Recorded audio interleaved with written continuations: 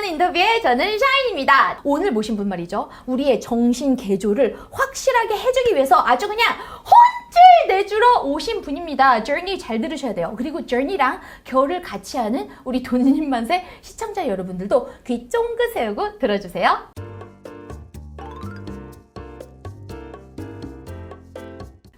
모셨습니다. 우리 재테크계의 국민 멘토 김경필 머니 트레이너. 와! 네, 반갑습니다.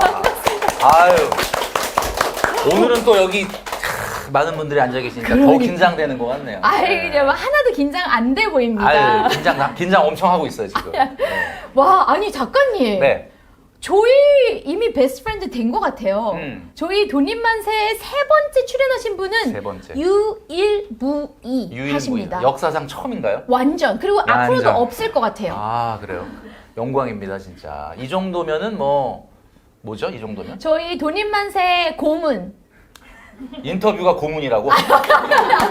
어드바이저. 고문. 네, 고문. 그렇죠. 예. 감사합니다. 네, 반갑습니다. 저 김경필이고요. 국민 멘토라고 소개시켜 주셨는데, 이 국민자 들어가면 너무 사실은 굉장히 부담스럽거든요. 제가 국민 영수증에서 멘토를 오래 했기 때문에 그런 거 같기도 한데, 아무튼 지금 좀 전에 말씀하셨던 것처럼 고물가 시대입니다. 정말 이제 허리띠를 좀 확은 좀 아니고 허리띠 한 칸 정도만 딱 좀 졸라매야 될 지금 시기인데 너무 걱정 안 하셔도 될 것 같아요. 왜냐하면 나만 이렇게 졸라매는 게 아니라 지금 전 국민이 다 조금씩 졸라매야 될 상황 아니겠습니까?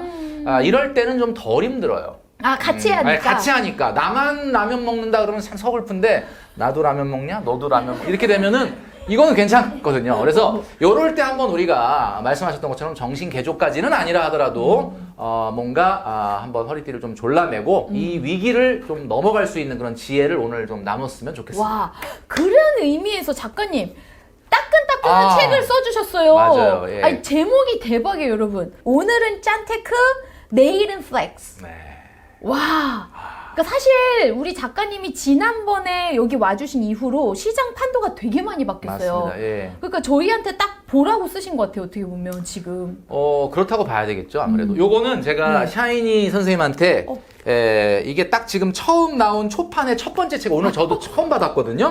요거를 딱 드리도록 하겠습니다. 요거 기념으로. 와, 대박, 네네. 감사합니다. 예. 제가 잘 읽고 독후감을 올리도록 하겠습니다. 아, 예, 감사합니다. 네. 예. 와, 그런데 요즘 진짜 너무 주식도 그렇고 부동산도 그렇고 물가도 정말 미쳐 날뛰는 것 같고요. 맞아요. 어떻게 살아야 되는지 저도 정말 막막했었거든요. 네. 그러니까 오늘 여기 저희 크루들이 또 이렇게 오늘 얘기 듣겠다고 네. 직접, 왜냐면 이게 네. 편집돼서 올라가면 한 달 정도 걸려야 그러니까 그 시간을 우리는 버릴 수 없다. 직접 듣고 한 달 빨리 행동하겠다. 사실은 내용도 내용이지만 그 느낌을 받는 게 중요하죠. 맞아, 그 길을 받고. 길을 받는 거. 맞아요. 그죠? 그 네. 길을 받는 것 때문에 오셨는데 하여튼 너무 감사드립니다. 오늘. 예. 자, 작가님 그러면 네. 본격적인 질문 들어가도록 하겠습니다. 아니, 그때 제일 처음에 오셨을 때랑 네. 두 번째 오셨을 때만 해도 예적금 금리가 너무 낮아서 그렇죠. 아니 저축을 왜 해? 약간 이런 기조도 솔직히 좀 있었거든요. 근데 그런 시대가 이제 완전히 간 것 같아요. 네. 연 10%까지 주는 적금이 등장했다고 하는데 연 10% 주는 적금이라는 거는 아무래도 마케팅용이겠죠. 실제 진짜 10% 주는 건 아닐 거고, 연 10%를 주는 적금이라고 하면 예를 들면은, 네. 얼마까지 예를 들면 5만 원, 10만 원까지 요렇게 해가지고, 네. 하는 상품일 거라고 생각해요. 아마 진짜 100만 원, 200만 원 적금하는데 연 10%를 준다? 어딥니까 거기? 찾아가서 네, 일단 어쨌든 지금 금리가 빠르게 올라가고 있기 때문에 예적금이 과거보다는 좀 각광을 받을 수밖에 없는 상황이겠죠. 자, 근데 여기서 한 가지 우리 돈님만세를 시청하시는 많은 분들에게 말씀드리는데, 금리라는 건 말이죠. 실질금리하고 금리라는 건 좀 다른 개념이에요. 그러니까 실질금리라는 개념이 따로 있거든요. 네. 실질금리라는 게 뭐예요? 그냥 말 그대로 진짜 내가 체감하는 금리인데, 이 실질금리는 뭐에서 뭐를 뺀 거거든요. 명목금리에서 기대 인플레이션이라는 걸 뺀 게 실질금리입니다. 인플레이션을 빼야 되거든요. 근데 이제 사실 과거 같은 경우는 금리도 엄청 낮은데 네. 기대 인플레이션이 높았죠. 여기서 말하는 기대 인플레이션이라는 게 뭐냐면 쉽게 얘기하면 사람들이 앞으로 뭔가를 사놓으면 좀 올라갈 거야 라고 생각하는 심리를 우리가 기대 인플레이션이라고 합니다. 네네네. 그러니까 옛날에는 뭐 불과 1년 전만 해도 야 뭐 주식 사놓으면 올라가, 맞아. 아파트 사놓으면 올라가, 맞아, 막 사람들의 심리가 이랬기 때문에 네. 금리는 낮은데 기대 인플레이션이 높으니까 실질 금리가 마이너스가 나온 거죠. 그러니까 실질 금리가 마이너스라는 얘기는 뭐예요? 대출을 안 받은 사람은 바보. 이렇게 되는 거잖아요. 그렇네, 맞네. 자, 그런데 지금은 이제 바람의 방향이 완전히 바뀌었습니다. 자, 실질 금리는 뭐에서 뭘 뺀다? 명목 금리에서 기대 인플레이션을 뺀 거다. 자, 명목 금리 지금 엄청나게 빠르게 올라가고 있죠. 한국은행이나 연준 다 네. 자이언트 스텝, 빅 스텝 이래가지고 막 금리를 엄청 빠르게 올리고 있습니다. 그런데 네. 기대 인플레이션은 어떻게 됐느냐? 많이 죽었죠. 지금은 이제 기대 인플레이션. 자, 기대 인플레이션이 뭐라 그랬어요? 미래에 예견되는 인플레이션이라고 그랬는데 사람들이 이제 야, 뭐 사놓으면 오를 것 같아라는 심리가 지금 어때요? 없죠. 맞아요. 많이 죽었죠. 네. 금리를 너무 빠르게 올리니까. 그러니까 이제는 명목 금리를 올라가는데 네. 기대 인플레이션은 떨어져. 떨어져. 그러면 실질 금리 어떻게 되는 거예요? 올라가. 엄청 올라가는 거예요. 그러니까 지금은 생각보다 우리가 보여지는 3% 4% 뭐 그렇게 높은 거 아닙니다. 실질 금리는 엄청나게 높은 거기 때문에 지금은 저축이 최고의 재테크. 저축이 최고의 재테크. 그죠? 그리고 혹시 빚이 있다면 대출을 갚는 게 최고의 재테크가 된다. 어머나? 잠깐만. 저 불과 한 1, 2년 전만 해도 대출은 갚는 게 아니다 이런 얘기 그렇죠. 들었었거든요. 그때는 왜냐하면 실질 금리가 마이너스인데 대출 갚는 바보죠. 실질 금리가 마이너스인데 대출을 왜 갚아? 그런데 지금은 완전히 바람의 방향이 바뀌어서 실질 금리가 정말 하늘 높은 줄 모르고 치솟고 있다. 그러니까 이제는 대출을 갚거나 아니면 여력이 있다면 예적금을 따박따박 하는 사람이 위너가 될 수밖에 없습니다. 와, 근데 저 궁금한 게 네. 작가님 그러면 이런 바람의 방향이 바뀌었다고 표현하셨는데 네. 이 바람의 방향이 어느 정도 유지될까요? 이게 또 바뀔 거 아니에요, 나중에. 그렇죠. 뭐 사실은 뭐 마냥 뭐 바람의 방향이라는 게 한 방향으로 흘러가는 건 아니지 그러니까. 않습니까? 자, 네. 이거를 우리가 봤을 때 가장 중요하게 생각하는 거는 우리가 뉴스에서 뭐 많이 보는 거지만 통화 정책, 금리를 어떻게 가져가느냐가 이 바람의 방향에서 가장 중요한데 자, 당분간은 말이죠. 금리를 올린, 뭐 과거에도 금리가 올라갔던 사례는 많이 있었어요. 지난 40년간 미국이 금리를 급격하게 올린 적이 한 4번 정도 있었는데 네네. 그게 다 공교롭게도 4자로 끝나는 해에 금리를 올렸습니다. 왜? 예를 들면 84년. 물론 그때는 정확하게 얘기하면 84년은 아니고 그거보다 조금 늦긴 한데 한 80년대 중반, 그 다음에 네. 94년, 그 다음에 2004년, 2014년 오! 이렇게 계속 금리를 4자로 끝나는 해에 올리거든요. 그렇죠. 금리를 올리고 나면 약간의 시차를 두고 경기 침체가 와요. 아, 그래요? 네, 그래서 뭐 자, 여러분 보시면 아시겠지만 1994년도에 금리 왕창 올리고 우리나라에 IMF가 왔고 2004년도 금리 왕창 올리고 2008년도에 미국의 금융위기가 왔죠. 자, 이런 식으로 금리를 왕창 올리면 시장은 굉장히 부담스러워지기 때문에 경기 침체가 옵니다. 그러니까 그래서 10년마다 한 번씩 경기 침체가 와서 우리가 흔히 하는 얘기가 뭐야? 10년 주기 위기설. 이 얘기가 나오는 거거든요. 네. 자, 요번에는 공교롭게도 2014년도에 금리를 왕창 올리다가 경기가 안 좋아서 주춤하는 사이에 코로나가 딱 터지면서 금리를 확 내렸단 말이에요. 오히려.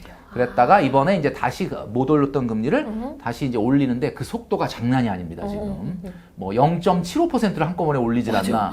다음에 또 1%를 한꺼번에 올리겠다고 하질 않나. 뭐 이런 지금 상황이니까 상당히 속도가 빠르죠. 그러니까 바람의 방향이 바뀌기를 지금 얘기하기는 너무 일러요. 그러니까 아마 제가 판단하건대는 뭐 정확하게 예측하긴 미래는 어렵겠지만 2023년 말까지는 금리 인상의 속도가 유지가 될 거라고 저는 판단을 계속 합니다. 올릴 예, 거다. 올릴 겁니다. 그래서 왜냐하면 미국이 이제 인플레이션율이 지금 9%대가 나왔잖아요. 여러분 9% 미국이? 인플레이션이 9% 10%라는 게 무슨 얘기냐면요. 이런 얘기예요. 치킨 2만 원짜리를 2만 2천 원에 사 먹어야 돼. 근데 이렇게 얘기하면 뭐 그거 사 먹으면 되는 거 아니야? 맛있으면 먹죠. 먹으면 되지. 자, 그런데 이렇게 얘기하면 감이 없잖아요. 근데 여러분 인플레이션 10%가 어떤 의미냐면 여러분들의 월급이 300인데 하루아침에 이게 270 되는 거예요. 안 되지. 이건 안 되지. 그건 너무 화나는데요? 그러니까 이게 전 국민의 임금이 하루아침에 그냥 삭감되는 거야. 10%가. 왜냐하면 인플레이션이라는 거는 100만 원으로 살 수 있는 거를 110만 원으로 사야 되니까 그 맞네. 얘기는 무슨 얘기냐면 구매력이 떨어진다는 맞네, 거예요. 맞네. 하루아침에 월급 300이 270이 되는 거죠. 그러니까 이게 그래서 제가 아까 처음에 서두에 시작할 때 우리 전 국민이 조금 힘들겠지만 예, 허리띠 한 칸 정도만 조금 졸라매고 가야 된다. 아직도 욜로 플렉스에 빠져 있으면은 정신을 못 차리면 안 된다. 이런 얘기를 하는 거예요. 지금 뭐 굉장히 빵 터지시는 분들이 많이 있는데 예, 빨리 헤어나오세요 지금. 자, 이거 우리만 이렇게 졸라매면 힘들지만 이게 그게 아니라니까. 지금 전 국민이 다 돈 많은 사람이든 돈 적은 사람이든 다 영향은 있기 때문에 상황은 좀 다르지만 같이 조금 졸라매야 되는 그런 상황이다. 이렇게 봐야 되겠죠. 와, 그러면 그 허리를 졸라매는데 가장 좋은 방법 중에 하나가 솔직히 강제 저축하는 거잖아요. 맞습니다. 뭐 답을 그렇게 미리 얘기를 해요? 아니, 이걸 생각을 너무 잘 이끌어 주셔서. 그러면 그 실제로 요새 적금 아까 뭐 10%인 거는 거의 약간 미끼일 거다라고 하셨지만 10%까지 아니라도 엄청 많이 올랐잖아요. 그렇죠. 3%대 중반이 나오고 있으니까 와. 뭐 사실 지금 1년 전만 해도 뭐 1%대였던 걸 생각하면 엄청난 거죠, 사실은. 그리고 아까 얘기했던 것처럼 금리를 그냥 표면 금리로 보지 말고 인플레이션율을 감안해서 본다면 야, 이거는 실제 한 5, 6%, 6, 7%의 느낌의 실질 맞네. 금리니까 맞네. 저축 열심히 해야 된다. 이런 말씀을 드리고 싶습니다. 그러면 작가님, 네. 그런 예적금 들어가는 것도 좀 타이밍이 있을까요? 예를 들어 이런 생각 들 수 있잖아요. 봐봐요. 우리 아가들. 무슨 얘기인지 알 것 같아요. 아니 나 조금 더 기다렸다. 이제 예금도 금리 더 올리니까 그때 들어가자. 약간 이런 생각. 맞아. 여러분, 예적금은 주식이 아닙니다. 뭘 기다려. 지금 생각할 때 바로 들어가야지. 자, 여러분, 저축이라는 건 말이죠. 저축은 말이죠. 안 하면 다 쓰게 돼 있어요. 우리가 사법제도에 보면은 이런 말 있잖아요. 무죄 추정의 법칙이라고 있죠. 무죄 추정의 법칙. 네. 여기 변호사님 앉아 계시는데 무죄 추정의 법칙이라는 건 뭐야? 뭐 재판 끝나기 전까지는 아직 확실한 증거가 나오기 전까지 일단은 피의자를 무죄로 보지 않았습니까? 무죄로 일단 무죄로 인정을 하잖아요. 네. 자, 무죄 추정의 법칙처럼 이 저축의 세계에는 소비 추정의 법칙이라는 게 있어요. 이게 뭐냐면 저축을 안 하면 나 쓰지는 않을 건데, 그러니까 통장에 놓고 일단 무슨 적금 할 건지는 조금 기다렸다 할 건데 일단 안 쓸 건데 라고 통장에 남겨놓잖아요. 네네. 예, 저축 안 하면 다 소비입니다. 저축 안 하는 돈은 그냥 다 소비로 본다. 이게 소비 추정의 법칙이에요. 그렇네. 소비로 추정. 결국 나중에 씁니다, 그거. 그러니까 여러분, 아주 말은 좋아. 금리 더 올라갈 거니까 기다렸다. 그게 아니라 그래서 여러분 적금하실 때 그냥 1년짜리 하세요. 그래서 1년 정도 하고 그 다음에 또 갈아타고 이렇게 가는 게. 왜냐하면 금리가 빠르게 올라갈 때는 너무 막 장기로 가입을 하면 은행이 맞네. 금리 업데이트를 안 해주거든요. 맞네. 그러니까 그렇게 하시는 게 좋겠다. 그러면요, 봐봐요. 제가 2달 전에 적금을 가입했어요. 그런데 그때는 좀 금리가 더 낮았어요. 그러면 그거 깨고 하면 되죠. 중도 해지율이라는 걸 무서워하지 마십시오. 적금은 보험이 진짜, 아닙니다. 진짜. 손해 가는 거 없어요. 그렇기 때문에 진짜 더 좋은 금리가 나왔다. 그럼 깨. 그럼 깨면 그 깬 돈 어떡할 거야? 고 예금을 해야 되는데 그걸 또 홀라당 또 한우 오마카세 간단 말이에요. 그럼 이러면 저축 효과가 없는 거지. 그렇죠. 그러니까 그냥 냅두고 새로 해. 근데 만약에 진짜 이거 정말 금리 때문에 갈아타야 되는 거다. 그러면 찾은 금액은 다시 아무리 작더라도 예금으로 묶고 다시 저축을 해야 되겠죠. 그렇게 하라. 네. 무슨 말인지 알겠다. 네, 그렇게 하시는 게 좋을 것 같아요. 그러면요, 작가님 이 질문 기억나시는지 모르겠는데 이전에 오셨을 때 제가 네. 그때 예금 풍차를 저는 돌렸었거든요. 풍차 돌리기. 풍차 돌리기. 제가 돌리지 말아라 그랬는데 그랬잖아요. 네. 그게 지금 시장에서도 유효합니까? 지금은 좀 나을 수도 있긴 한데 그쵸? 이제 제가 봤을 때는 이 세상에서 내가 돈 모으는 거를 방해하는 사람이 딱 한 명이 누구라 그랬죠? 나 자신이거든요. 나를 믿으면 돈을 못 모아요, 여러분. 나를 다른 사람으로 인정을 하고 관리를 하는 사람이 돈을 잘 모아요. 그러니까 풍차 돌리기라는 건 뭐야? 만기가 계속 돌아오잖아. 그러니까 내가 머릿속에는 이 돈 모아야지라고 마음 먹지만 이번 달에 만기 나와. 그러면 다시 예금을 해요. 그 다음 달에 또 만기 나와. 그러면 한 번 정도 무슨 생각? 내가 이렇게 열심히 모으는데 하나는 잡아먹자. 하나는 가방 사자. 이렇게 된단 말이에요. 그러니까 내가 나를 못 믿어야지 돈 모으는데 성공합니다, 여러분. 그러니까 한마디로 말해서 저는 예전부터 돈을 공금이라고 생각했어요, 내 돈을. 왜냐하면 이게 왜 공금이냐면 이게 내 돈이 아니에요. 왜냐하면 10년 후에 나, 20년 후에 나, 30년 후에 참 힘없고 돈 없고 능력 없는 나, 그 미래의 나의 돈을 내가 지금 맡아서 관리하는 건데 이걸 허투루 쓸 수가 없잖아요. 와, 너무. 그러니까는 아까 제가 말씀드렸는데 딱 말씀하시잖아요. 이 세상에서 내가 돈 모으는 걸 방해하는 유일한 사람이 있으니 그게 바로 나 자신입니다. 네. 그렇기 때문에 그거를 우리가 나를 경계해야 돼요. 나를 건가요? 그래서 풍차 돌리기는 좀 경계가 좀 잘 안 돌리지 된다. 말고. 왜냐면 자꾸 만기가 돌아오면은 사람이 머리가 헷갈려요. 뭘 해야 될지. 그러니까 되도록이면 모아서 한 방에 감히 건드리지 못할 하는 명품 저축을 해라. 뭐 10만 원, 20만 원짜리 이런 거 하지 하지 마시고. 말고. 예, 그렇게 저는 권해드리고 싶어요. 그러니까 적금으로. 그렇죠. 지금 적금해야죠. 적금인 예, 거지. 적금의 실질 금리가 얼마나 높은지 아까 말씀드렸지 않습니까? 네네네. 실질금리 그죠. 그렇게 가야 된다. 근데 이 금액도 아까 10만 원, 20만 원 하지 말고 명품 저축을 해라. 명품 저축. 그러면 그 금액이 책에서는 이제 아무따 60% 저축? 아무따. 그런데 60%까지 꼭 해야 됩니까? 저는 이제 제가 오늘 그 얘기 하려고 딱 갖고 왔어. 내가 와, 이게 지금 보면은 이게 대본도 대본이지만 제가 오늘 갖고 왔는데 제가 오늘 딱정벌레 컨셉으로 딱 말씀드릴게요. 딱정벌레 컨셉. 와, 대박. 딱정벌레 보신 적 있어요? 딱정벌레? 본 것 같아요. 네네. 딱정벌레 보신 적 있죠? 딱정벌레가 뭐냐면 한 방에 딱 정해드리는 벌이에 걸맞는 소비 레벨. 요거의 줄임말이거든요. 이건 박수. 이건 진짜 박수. 아유 진짜 힘들다 이거. 제가 그 비보 TV라고 그 김숙 송은이 씨가 하는 그 팟캐스트에 이제 한 달에 한 번 정도 출연을 하는데 거기에서 자꾸 삼행시를 시켜요. 그냥 힘들어 죽겠어 지금. 뭐 이행시, 삼행시 하고 지난번에는 한번 허리띠로 삼행시를 시키는데 내가 갑자기 분명히 작가님한테는 뭐 커피로 시킬 거다 이렇게 해서 내가 커피를 준비했는데 막상 딱 녹화 들어갔는데 갑자기 허리띠? 내가 막 허리띠를 졸라매야 된다 그러니까 김숙 씨가 자 허리띠로 삼행시 갑시다. 나 준비 안 했는데. 와. 그래 그때 어떻게 한번 띄워보세요. 한번 자. 허. 허요? 허허실실할 때가 아닙니다 지금. 리. 리제는 정말 띠. 띄어내야 됩니다 이 과소비증후군은. 요렇게 해가지고 와, 대박. 김숙 씨가 그러더라고. 야, 또 요렇게 넘어가네. 그래서 제가 이 삼행시 사행시가 좀 중요하구나. 그래서 제가 딱정벌레 컨셉이 뭐냐면 한 방에 딱 정해드리는 벌이에 걸맞는 저축의 레벨. 요거의 줄임말이 딱정벌레인데 제가 그걸로 제가 오늘 말씀을 드리려고. 재밌을 것 같아요. 네, 그렇죠? 네, 궁금해요. 자, 그래서 60% 얘기했는데 자, 제가 준비해왔어요. 근데 아마 이거 뭐 아마 자막으로 얘기해 주실 것 같긴 한데 요렇게 제가 준비를 해왔는데 이거 말씀드릴게요. 네. 자, 우리 이제 그 돈님만세 이 부티나는 인터뷰의 애청자분들께서는 뭐 소득대가 다 다르겠죠. 뭐 250 월급이 안 되는 분서부터 250부터 300 여러 가지 레벨이 있겠는데 저는 일단 이렇게 생각합니다. 500만 원, 400만 원 이상, 400, 500 이렇게 버시는 분 같은 경우는 한 달에 267만 원 해라. 저금을. 그 267만 원을 해야 되는 이유가 뭐냐? 267만 원을 하면요. 네. 3년에 1억 돼요. 그죠? 근데 내가 400, 500까지는 못 벌고 한 300에서 400 번다 그러면 198만 원 하세요. 그러면 197만 원 하세요. 197만 원. 네. 왜냐? 4년에 1억 됩니다.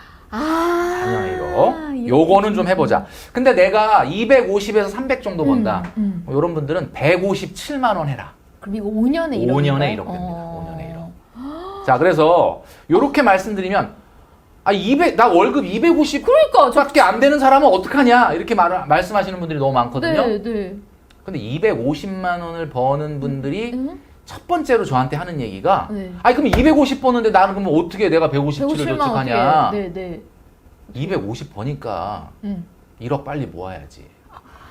그러니까 지금 여러분들이 생각을 완전히 잘못하고 있는 게 뭐냐면 사회초년생 때 당연히 월급 적어요. 그거 여러분이 지금 어디에 서 있느냐가 중요한 게 아니라 여러분들이 어디를 향하느냐가 중요한 겁니다. 처음부터 돈 많이 버는 사람 없어요. 250만 원 받는 게 자랑이야? 지금 처음 버는데 당연히 적지. 그러니까 제가 무슨 이야기를 하냐면 그러니까 지금 157만 원 저축해야 된다는 이야기를 하고 싶은 거고요. 250인데 157만 원 저축하잖아. 그럼 한 달에 생활비 얼마예요? 93만 원. 여러분 제가 질문해 볼게요. 네. 대한민국에 한 달에 93만 원 갖고 생활하는 사람이 많겠습니까? 적겠습니까? 적어요. 많습니다. 네, 굉장히 많습니다. 굉장히 많아요. 한 달에 학생 때 어떻게 생활하셨어요? 한 달에 93만 원 갖고 생활하는 사람 무지무지 많은데 자기가 250을 버는데 93만 원 갖고 생활하는 사람은 별로 없다는 거지. 93만 원 갖고 생활하는 사람 많아요. 맞네. 그러니까 이게 무슨 이야기냐면 여러분 생각부터 바꾸셔야 되는 게 내가 나한테 막 따져. 내가 250 버는데 어떻게 1억 하냐. 왜 나한테 화를 내? 그러니까 250 버니까 지금 빨리 1억이라도 만들어야 될 거 아니에요. 그러니까 그런데 제가 이 이야기를 딱 했는데 어떤 남자분이 저한테 이러더라고요. 멘토님 이야기를 듣고 자기가 267만 원 적금을 시작했다는 거예요. 오. 그래서 내가 월급이 많으신가 많나 봐요. 보다. 그랬더니 많나 보네. 월급이 350이래. 그럼 198만 원만 하면 되는데요? 근데 267을 했다는 거지. 우와. 그럼 얼마냐면 한 달에 83만 원 정도 쓴다는 건데 아니 그게 가능합니까? 350만 원 받아서 267만 혹시 부모님하고 같이 생활하시나요? 맞아, 그랬더니 맞아. 부모님하고 같이 생활한대. 근데 아무리 부모님하고 같이 생활한다 그래도 남자분이긴 하도 83만 원이 쉽지 않을 텐데 그러니까. 그랬더니 이분이 딱 하는 얘기는 3년이잖아요. 근데 그 얘기가 딱 무슨 얘기냐면 다시 군대 갔다 생각하고 3년만 도전해보겠다.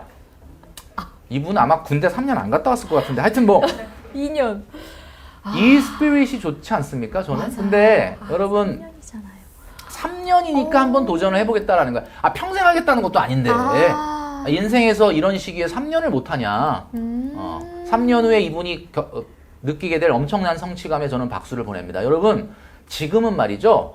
그런 스피릿이 좀 필요하다. 저는 그런 생각이 들어요. 그래서 제가 오늘 딱정벌레 컨셉으로 딱 말씀드리는 거는 자 요거는 좀 하자. 와 진짜. 이 말씀을 좀 드리고 싶은 거예요. 그렇네요. 와 그렇게 하면 진짜 1억 모으는 게 3년, 4년 또는 늦어도 5년에 다 된다. 맞아요. 와. 제가 이 말씀 드리면 말은 쉬운데 그게 과연 가능할까? 여러분들 머릿속에 뭐가 들어있는지 제가 맞춰볼게요. 자, 잘 들어보세요. 네. 나는 돈을 좀 많이 쓰면은 내 라이프가 좀 뭔가 풍성해지고 행복해지는데 돈을 저렇게 조금 쓰면 나는 불행해질 거다 라고 생각하는 이 선입견이 머릿속에 딱 박혀 있기 때문에 이런 행동을 안 하는 거, 못 하는 거거든요. 근데 제가 오늘 증명해 보일게요. 여러분 행복하고 싶죠? 네. 행복이 어디서 오는지 제가 말씀드릴게요. 여러분들보다는 제가 그래도 조금 더 인생을 몇 년 더 살았는데 제가 딱 말씀드리면 행복감이라는 게 어떤 건지를 오늘 제가 말씀드릴게요. 행복감이 어디서 오느냐? 행복감이라는 게 어디서? 여러분은 어떤 거 할 때 행복합니까? 좋아하는 사람과 좋아하는 일을 제 의지를 가지고. 여기 일이잖아, 일. 일은 sorry. 돈 버는 거잖아, 그죠? 네, 저는 그게 재밌어요. 그러니까 벌써 다르잖아요. 여러분, 돈 쓰는 게 행복하지가 않아요. 지금 우리 젊은 세대분들이 아직 돈을 쓰면서 행복할 거라고 착각을 하고 돈을 쓰는 이유가 뭐냐면 이렇게 썼는데 안 행복해. 더 써야 되나? 그리고 여기다 써야 되나? 저기다 써야 되나? 여러분 제가 미리 알려드리는데 아무리 써도 행복하지 않습니다. 제가 여기에 만들어 왔는데 제가 요거 뭐 행복감이라는 건 이렇게 표현할 수가 있어요. 행복감은 뭐냐면 원하는 것뿐에 가진 것이 행복감이거든요. 이게 안정감이라는 거예요. 안정감. 네, 요건 뭐 어차피 말씀드릴 겁니다. 원하는 것뿐에 가진 것이 행복감이에요. 그러면 그러면 행복감이 늘어나려면 원하는 것뿐에 가진 것이니까 분자값인 가진 것은 어떻게 돼야 돼? 늘어나야지 행복해지죠. 네. 가진 게 늘어나야 돼. 네. 돈 쓰면 가진 게 줄잖아. 그렇지. 자꾸 줄어들잖아, 통장의 잔고가. 네. 원하는 게 가만히 있더라도 자꾸 가진 게 줄어드는데 행복할 리가 없지. 그렇네. 그런데 희한하게도 돈을 쓰잖아요. 그러면 원하는 게 더 커져. 여러분 잘 보세요. 우리 유승범 옹님께서 말씀하신 그 유명한 명언이 있지 않습니까? 뭐야? 영화 대사. 뭐죠? 뭐예요? 뭐야? 호의가 계속되면은 그게 권리인 줄 알아. 우리의 인생이라는 거는 자꾸 뭔가를 소비하고 뭔가를 가지면은 그걸로 만족할 것 같지만 만족하지 않습니다. 더 원하는 게 커져요. 그러니까 자꾸 잘 보세요. 돈을 쓰면 분자값이 줄죠. 네. 근데 자꾸 돈을 쓰니까 원하는 게 늘어나죠. 어머. 그러면 분모값은 늘고 분자값이 줄어. 그럼 행복감은 어떻게 되는 거예요? 줄어들어. 줄어드는 거죠. 제가 여러분 말씀드리지만 제가 왜 돈 안 쓰는데도 이렇게 행복한 줄 아세요? 이거 참 쑥스럽네. 돈 진짜 안 쓰거든요. 근데 돈 안 쓰면 너무 행복해. 왜냐면 내가 뭔가를 쓰려고 그러다가 딱 잘 참잖아. 그럼 너무 행복해. 왜? 일단 돈이 안 줄잖아요. 가진 게. 네. 그 다음에 내가 뭔가를 딱 참았기 때문에 원하는 것도 줄어들어요. 그러니까는 돈은 쓰면 쓸수록 행복한 게 아니라 돈은 안 쓰면 안 쓸수록이라는 말은 좀 그렇고 돈을 여러분들이 한번 저축을 한다라고 하면 행복해집니다. 왜냐하면 나의 미래의 안정감이 증가하기 때문에 행복합니다. 제가 한번 과거에도 말씀드렸던 것 같은데 사람이 행복감을 느끼는 거는 호르몬이 3가지라고 합니다. 그게 뭐냐면 네. 도파민, 아드레날린, 세로토닌 이 3가지가 행복감을 느끼게 하는 호르몬이래요. 네, 근데 네. 도파민하고 아드레날린은 어떤 거 하면은 분비가 되냐면 캐리밴 베이 가갖고 뭐 이런 거 타면 돼. 그거 막 소리 지르면서 뭔가 엔터테인적인 네. 그런 걸 하면 기분이 너무 좋아. 막 외식을 하고 여행을 가고 엄청나게 즐거운 거를 몰입하다 보면은 막 도파민, 아드레날린이 나오면서 너무 행복하다는 느낌이 들어요. 네. 근데 이 도파민, 아드레날린의 가장 큰 특징은 굉장히 순간적이라는 거예요. 그러니까 순간적이다. 이제 그 시간이 딱 지나면 내가 그렇게 돈을 썼는데 그때는 즐거웠는데 남는 건 카톡에 사진밖에 없고 그래서 자꾸 보는 거야. 그 행복을 느끼려고. 근데 이건 다 지난 일이거든? 너무 슬퍼. 이게 다 지난 일이야. 네. 뭐 지금 행복하지가 않아요. 자, 그런데 세로토닌이라는 행복은 어떤 거냐면 네. 세로토닌은 이런 겁니다. 진짜 운동하기 싫은데 운동하기 귀찮은데 그냥 억지로 피트니스 센터에 가서 막상 운동을 하면서 막 땀을 쫙 뺐더니 몸은 아프고 고통스럽고 뻐근한데 하고 나면 뭔가 굉장히 뿌듯함이 있죠. 요게 세로토닌입니다. 사랑해요. 그 느낌 사랑합니다. 그거 뭔지 알죠? 네네네. 도서관 가서 막 하기 싫은 공부를 억지로 가가지고 앉아서 힘들어 죽겠네. 이거 시험 공부 하기 싫은데. 네? 근데 하다 보니까 어떻게 몰입을 해서 밤 재밌어. 12시까지 딱 맞아. 공부를 하고 네. 딱 가방 메고 나오면서 별을 딱 보는데 오늘 더럽게 많이 공부했다. 허리가 너무 아픈데 왠지 여기서 뭔가 팍 올라오는 거 있잖아. 뿌듯함. 네, 이게 네. 세로토닌. 그 다음에 내가 적금, 진짜 그 김경필 멘토가 하라 그래갖고 억지로 진짜 죽을 것 같아. 267만 원 해가지고 미칠 것 같은데 딱 들어갔는데 몇 달 지나고 보니까 잔고가 확 힘은 느는데 돈 꽤 늘어. 이게 세로토닌이거든요. 자, 그러니까 여러분 아드레날린과 도파민이라는 행복을 추구하지 말라는 뜻은 아닙니다. 인생에 그것도 물론 중요한 네, 요소긴 네. 한데 네. 여러분들의 행복을 오로지 도파민, 아드레날린으로만 채우지 말라는 이야기를 하는 거죠. 맞네. 그래서 성공한 사람들은요, 정말 남들이 고통스러워하고 힘들어하는 일을 자발적으로 시행을 하는 사람이 성공하는. 그게 뭐예요? 여러분들이 하기 싫어하는 거. 공부, 운동, 저축. 진짜 하기 싫지. 말만 들어도 막 진절머리 나지? 이게 찔려하는 사람 많네요. 근데 이거를 하면 정말 세상이 모르는 엄청난 성취감이 여러분들을 찾아갈 겁니다. 와, 이걸 해야 되는 거지 지금. 근데 공부, 운동, 저축. 공부, 운동, 저축. 그래서 이 공부, 운동, 저축이라는 게 스스로 하기가 참 힘들고 누구나 잘하고 싶지만 누구나 다 잘하지 못하는 것 중에 하나예요. 맞아요. 그리고 결국 인생의 비결은 이 안에 들어있다. 그러니까 이 말을 들어보면 여러분 오늘 잠시 철학 시간이 된 것 같은데. 너무 좋아요. 너무 철학 시간. 좋아요. 자, 네. 여러분 인생은 말이죠. 인생의 행복과 기쁨은 어디서 온다? 고통에 비례한다. 여러분 고통에 참여하십시오. 공부, 운동, 저축이라는 고통에 여러분들을 초대합니다. 굉장히 이뻐요. 저희 목사님 하셔도 되게 잘하셨을 것 같아요. 목사님, 그렇죠. 네. 아멘이죠? 네. 그러니까 여러분, 요 시기에 우리가 이제 이걸 좀 열심히 한번 해보자 이런 말씀을 좀 드리고 싶다는 거. 너무 설득돼요.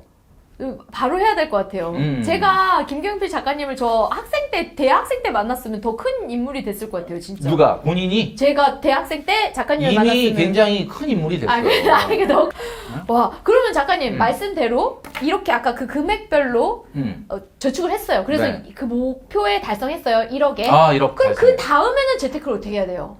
근데 내 손으로 내 힘으로 1억을 만들어 본 사람은 엄청난 인사이트가 생겨 있을 거예요. 그러니까 제가 말 안 해도 그분이 무엇을 할 것인가라고 하는 부분이 우리가 이런 거라고 한번 생각을 해볼게요. 네. 여러분들 다 비행기 이제 타고 막 여행 갈 생각이 지금 부풀어 있죠. 네. 저 갔다 왔고요. 갔다 왔고 그래서 네. 많이 타셨는데 여행 갈 때 가장 큰 기쁨이 언제냐면 활주로 해서 비행기가 이제 이렇게 싹 가다 언제 이륙하지? 그 창밖에 딱 그땐 잠을 안 자잖아. 맞아, 안 이륙할 때는 밖에 좀 보면서 막 할 때 이륙을 할 때 엄청난 속도로 막 달릴 때 그때 좀 설레지 않습니까? 맞아요. 그때 설렐 때 오늘 여행지에 가서 진짜 즐겁게 놀 생각을 해야 되는데 다음 달 카드값 생각을 하면은 거기서 이제 기분이 가서 여행지 내내 그냥 가서 다음 달 카드값이 이렇게 되면 안 된다는 안 되죠. 거지. 안 되죠. 네. 제가 얘기가 좀 빗나갔는데 비행기가 이륙을 해서요 5분 안에 11km 상공에 올라가야 됩니다. 11km 상공에 올라가면 여기 성층권이라고 하는데 이 성층권까지 올라가면 그때부터는 저항 없이 비행기가 800km로 에너지를 많이 안 쓰더라도 날아갈 수 있는데 그전에는 이 엄청나게 무거운 기체가 11km까지 올라갈 때는 엄청난 에너지가 필요해요. 눌러. 이 쇳덩어리를 상공 11km까지 띄울래봐. 어쩔 때는 막 그 엄청난 제트 엔진의 그 엔진음을 들으면서 막 이게 빨리 잘 떠야 되는데 막 그런 생각이 들어요. 너무 에너지를 많이 쓰거든요. 그런데 그 에너지를 쓰더라도 상공 11km까지 끌어올리면 그 다음부터는 수월하게 가는 거잖아요. 그러니까 우리가 그렇게 힘들게 저축을 해서 1억을 모은다는 게 와. 비행기가 이륙하는 거와 되게 비슷해요. 그러니까 일단 거기까지 끌어올려 놓으면 그 다음에는 좀 수월해지는 거거든요. 네, 수월해지는데 많은 분들이 이제 그걸 못 하는 거지. 근데 이 못 한다라는 게 뭐야? 비행기가 5분 안에 상공 11km까지 올라가야 되는 이 일이 되면 좋고 안 되면 말고가 아니잖아요. 아니죠. 이거 반드시 올라가야 되는 거잖아. 그렇지. 자, 그리고 나서 그러면 1억을 모았어. 아니면 꼭 모았어. 1억이 아니라도 여러분 6천, 7천이라도 네. 이렇게 목돈을 모았다. 네. 그럼 그 다음에 뭐 해야 돼요? 라고 말씀하시는 분들이 많이 있는데 자, 1년 전만 하더라도 뭘 해야 되느냐라고 이야기하자면 저는 내 집 마련에 첫 단추를 끼워야 된다라고 맞아. 이야기를 드렸었습니다. 맞아요. 네. 그래서 첫 번째로 말씀드렸던 게 뭐냐면 청약에 도전을 해라. 이야기를 했거든요. 근데 내가 6천, 7천, 8천 이거밖에 없는데 과연 뭐 4억, 5억짜리 아파트를 맞아. 어떻게 사냐 이렇게 얘기하시는 분들이 많이 있는데 여러분 아시겠지만은 청약이라고 하는 거는 이제 추첨제 청약이 이제 2024년도까지는 확대되잖아요. 그러니까 여러분들이 추첨제 청약을 해서 4억, 5억짜리가 당첨이 된다. 자, 그러면 일단 계약금을 넣어. 맞아, 10%. 계약금은 보통 10%에서 20%니까 계약금을 어떻게든 밀어 넣어. 그 다음에는 그냥 자동 오토매틱으로 갑니다. 왜? 왜냐면 중도금 대출이라는 게 있어요. 그리고 마지막에 잔금 대출은 시세로 해주거든요. 네, 그러니까 네. 분양가의 뭐 50% 이렇게 주는 게 아니라. 맞다. 그러다 보니까 사실은 계약금만 밀어놓을 수 있다 그러면 일단은 3년이라는 시간도 나한테 주어지고. 네. 자, 그런데 여기서 이제 우리가 한 가지 기억하셔야 될 건 있어요. 이걸 또 이제 이 방송을 보시는 분들이 대부분 그래? 그냥 무조건 청약을 넣어야 돼? 지금은 그런 상황은 아니죠. 지금은 왜 그러냐면 보통 우리가 청약이 굉장히 우리한테 좋은 찬스가 될 수 있었던 이유가 뭐냐면 보통은 분양가라는 게 주변 시세보다는 싸게 분양을 하잖아요. 로또 분양. 네, 그러니까 막 심지어는 분양가 상한제 같은 아파트는 뭐 주변 시세보다 막 60% 맞아요. 이렇게 하니까 10억짜리 아파트를 막 5, 6억에 주고. 맞아요. 그런데 지금 어때요? 주변 시세가 떨어지고 있습니다. 맞. 지금 그렇잖아요. 네네. 여러분, 아파트 가격도 금리가 이렇게 올라가니까 뭐 주식은 예전역에 벌써 지금 다운슬로프로 빠졌고. 네네.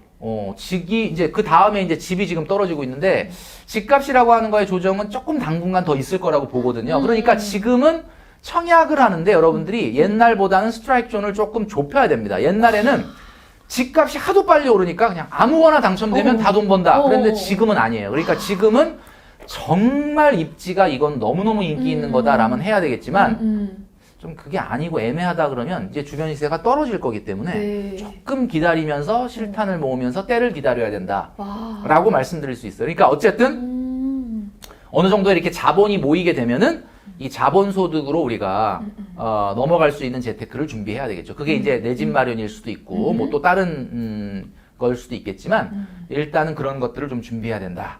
이렇게 말씀드릴 수 있을 것 같습니다. 그러면요, 작가님. 네. 사실 지금 지출을 줄이는 거를 굉장히 강조해 주셨잖아요. 저축을 그 대신 많이 해야 된다. 지출을 줄이고 저축을 늘려야 된다. 자, 여기서 중요한 거는 네. 지출을 줄이고 저축을 많이 한다가 아닙니다. 아닌 거. 많은 분들이 그렇게 생각을 하니까 백날 가도 저축이 안 늘어나는 거예요. 자, 지출을 줄이고 저축을 해보자. 안 돼요? 안 돼. 이 세상에 지출을 어떻게 줄여요? 여러분, 지출 줄일 수 있어요? 안 돼. 소비를 줄여서 저축을 한다. 그러니까 안 되는 거야. 그냥 저축을 먼저 해요. 해. 그러면 그 다음에 저 지출이 줄어요. 근데 이거를 많은 분들이 왜 안 되지 나는?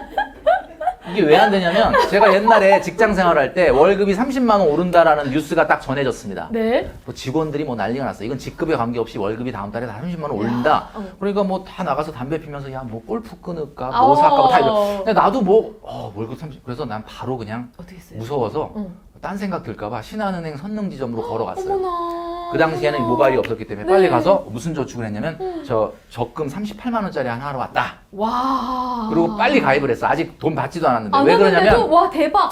30만 원 월급 올라가는데 왜 38만 원짜리 적금을 했느냐? 그 당시에 38만 얼마를 해야 1년에 딱 500을 탈 수 있었어요. 와, 그걸 다 이렇게 계산해보고. 네. 와. 그러니까 그걸 한 거야. 이게 바로 선저축이라는 거거든요. 완전. 그러니까 왜냐면 나를 못 믿는 거지. 그러니까, 나한테 그러니까. 30만 원 한 달 내내 야 다음 달에 더 나온대 그럼 내가 얘가 뭔 짓을 할지 몰라. 그렇기 때문에 일단 하나 빨리 질러놔야 돼요. 선빵을 날려야 돼. 선빵을. 그래서 일단 그렇게 해야 됩니다. 그러면 지출이 늘어날 여력이 없겠죠, 여러분. 그렇죠. 이게 아까 뭐예요? 제가 얘기한 공부, 운동, 저축의 고통에 자발적으로 참여하는 거죠. 그렇네요. 이렇게 하면은 엄청난 성취감이 여러분들을 찾아가게 되는데, 아유, 뭘 좀 줄여보지.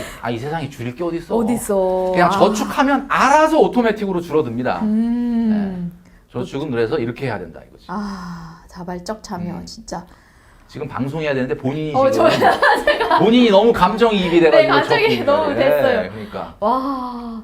그래서 역시 그러면 본인을 그러니까 약간 자아 분열증처럼 스스로를 여러 개의 자아로 나눠가지고 나는 이 자아를 못 믿겠다. 그러니까 야 너야 빨리 너 작동해. 이렇게. 유미의 세포들이네. 그러니까 그래서 그런 느낌. 그렇죠. 그래서 아까 이제 질문이 뭐였냐면 인플레이션 시대가 인플레이션이 하반기에도 뭐 계속될 거냐 이런 얘기라고 얘기하는데 네. 사실은 인플레이션은 좀 잦아들겠죠. 왜냐면 우리가 지금 인플레이션이라고 하는 거는요, 여러분 6월에 발표한 거, 7월에 발표한 이게 뭐냐면 4월부터 이제 본격적으로 우리가 이제 그 뉴스에 관심을 가졌었는데 4월 달에 인플레이션 우리가 뭐 5.4%, 뭐 5월 달에 뭐 6% 뭐 이렇게 맞아요. 발표했잖아요. 그게 뭐냐면 맞아. 전년 5월 대비 전년 6월 대비 이렇게 직전 1년 대비의 물가를 조사해서 발표하는 거거든요. 그렇기 때문에 아무래도 하반기 가면 네. 당연히 이제 아무래도 이제 기저 효과라는 게 있기 때문에 조금은 물가 상승률은 잡히겠죠. 잡혀요. 미국도 뭐 지금 우리나라 6%, 미국 9%가 넘었지만 이게 막 계속 가진 않을 거예요. 근데 조금 잡히는데 문제는 인플레이션이 잡힌다고 하더라도 금리 인상의 속도를 바로 연준이나 한국은행이 낮추진 않을 거예요. 왜냐하면 지금 우리나라의 풀린 통화량이요. 여러분 놀라지 마십시오. 어때요? 우리나라가 통화량이 2,000조가 넘은 해가 2014년입니다. 여러분 2014년에 뭐 하고 계셨어요? 2014년도에 우리나라가 통화량이 2,000조를 돌파했거든요. 근데 그 2014년도부터 지금까지 몇 년 지났지? 지금 8년. 네, 8년. 네. 7년, 8년 지났는데 지금 3,680조입니다. 오! 그러면 2,000조 되는데 70년 걸렸는데 그 이후 8년 동안에 1,700조 는 거야. 와. 이 통화량이 어마어마하거든요. 이 통화량의 역습이 시작이 된 거기 때문에 지금은 뭐 우크라이나 전쟁에 뭐 공급망 붕괴 때문에 기름값 올라서 네네네. 인플레이션이 올라가는 게 아니에요, 여러분. 아니에요? 물론 뭐 통화량이- 그런 면도 있기는 한데 사실은 그거보다는 사실은 엄청난 통화량의 역습이라고 보여지고 그다음에 두 번째는 여러분 관심 많으시잖아요. 이제 코로나도 좀 진정 국면이고 그러니까 외국 가야 되는데 지금 환율이 또 장난이 아니에요. 1,300원 1,311원입니다. 어제 종가는. 네. 이게 너무 비싸죠? 네네. 환율이 너무 빨리 올라가니까 환율이 올라간다는 게 뭐예요? 달러 값이 올라간다는 거죠. 그렇죠. 원화값은 떨어지고 그럼 우리나라는 기름을 무슨 돈 주고 사와야 돼?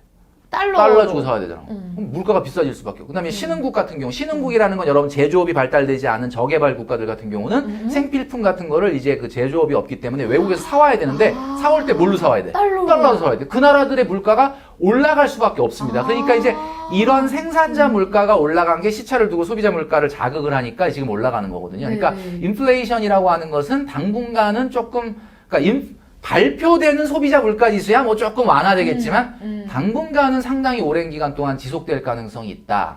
그러면 이것이 아까 서두에 말씀드렸던 것처럼 우리의 임금을 강제로 삭감하는 효과가 있기 때문에 네. 여러분들 이제 제가 나와서 뭐 절약해야 된다, 뭐 저축해야 된다 이야기하는 게 뭐 하루 이틀이냐 뭐 이렇게 생각하지 마시고 네. 이제는 진짜 조금 우리가 허리띠 한 칸 정도를 진짜. 졸라매야 될 상황이 된 거예요. 현명하게 우리가 대처를 해야 된다. 그러니까 이걸 잔소리라고 생각하지 잔소리라고 말고 진짜 생각하시면 안 나를 됩니다. 위해서. 네, 맞아요. 이제는 조금 그런 게 필요하다라는 생각이 듭니다. 야, 근데 그래서 그런지 요즘 똑똑한 MZ 세대들은 실제로 허리띠 졸라 매고 맞아요. 있거든요. 아까 얘기했다시피 그 맞아요. 뭐 만원의 행복 이런 거 무지출데이 이런 것도 많이 하고 막 인증하고 맞아. 그거 어떻게 생각하세요? 그러니까 현명하게 먼저 움직이는 MZ 세대들이 있어요. 사실 명품의 시장이 과거 40대, 50대가 주류를 이뤘었는데 이게 30대, 40대로 내려오더니만 네네. 최근에는 20대, 20대. 30대가 주류가 되더니 이제는 맞아. 10대가 엄카로 사질 않나, 알바를 해서 사질 않나. 엄카. 하여튼 이게 명품이라는 거는 원래 우리가 왜 명품이냐? 아무나 못 사게 하는 진입장벽을 높여가지고 명품의 지위를 유지하는 거였는데 그렇지. 이제는 뭐 문지방 마냥 막 누구나 다 넘나드는 거야. 그러니까 이미 명품은 명품이 아니야. 아. 그죠? 그렇게 돼버렸어요. 그런데 아까 좀 전에 말씀하셨던 것처럼 이미 MZ세대들 중에는 이렇게 만 원의 행복을 실천하고 똑똑한. 이런 분들이 있다. 그래서 제가 아까 그 250만 원인 분한테 네. 157만 원 저축해라. 멘토님, 이 말은 너무 폭력적이지 않나요? 이렇게 얘기하시는 분인데 제가 폭력적인 게 아니라 여러분 잘 생각해 보세요. 어허. 250만 원 월급을 받는데 네. 휴대폰 요금이 15만 원 나와. 그러니까. 제가 네 저 진짜 거짓말 아니고요. 네. 알뜰폰 통신사를 사용을 하면은 19,000원의 요금 기기값 빼고 나가거든요. 그 대신 데이터가 그거 데이터가 없잖아. 안 맞아. 되잖아. 네, 뭐 네. 이런 얘기 하는데 네. 데이터 무제한 상품 나왔습니다. 2만 원 안 돼요. 되거든요. 유심칩만 갈아 끼면 돼. 근데 통신비를 막 10만 원씩 이렇게 내고 250만 원인데 월급이? 거기다가 많은 분들이 대중교통 요금 요즘 얼마나 비싸. 경기도에 또 사시는 분들 같은 경우 번호 4개짜리 타다 보면 맞아, 엄청 맞아. 비싼데 이건 네. 어떻게 절약하냐? 맞아. 여러분 역마다 말이죠. 정기권 팔아요. 정기권 매일 똑같이 출퇴근하시는 분들은 60회 사용하는 그 기본 요금권이 45회 가격으로 주거든요.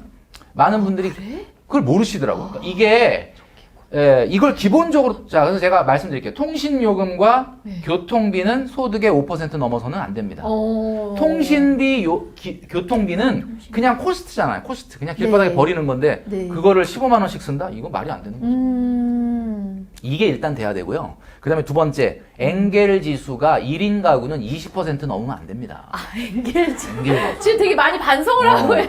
지금 내가 얼마나 먹었나. 자, 엥겔 지수가 뭡니까? 자기의 먹는 거. 소득에서 자기가 식생활비로 사용하는 금액을 얘기하는데 1인 가구 같은 경우는 제가 20% 얘기하는데 250만 원이면 50만 원에서 해결해야 된다라는 거예요. 50만. 50만 원. 이제는 여러분 이제 코로나 아니잖아요.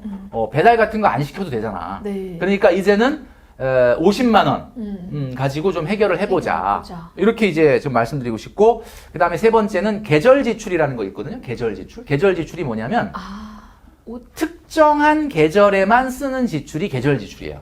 뭐 예를 들어 여름이면 수영복 이런 거. 여름이면 휴가 가야 되지. 네네. 그 다음에 겨울이면 겨울옷 사야 되지. 네. 그 다음 명절이면 부모님 용돈 맞아, 드려야 맞아. 되지. 네네네. 그 다음에 남친 100일, 200일, 300일 그런 거 좀 안 하면 안 되나?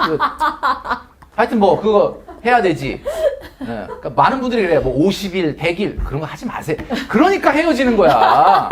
그냥 1주년만 해요. 1주년. 1주년만. 이벤트 비용. 그러니까 이건 계절 지출이라는 게 뭐예요? 매달 쓰는 돈이 아니라 특정한 시즌에만 나가는 그렇네. 지출을 계절 지출. 이걸 다 모으면 제일 큰 명절, 이벤트, 여행, 맞다. 겨울옷.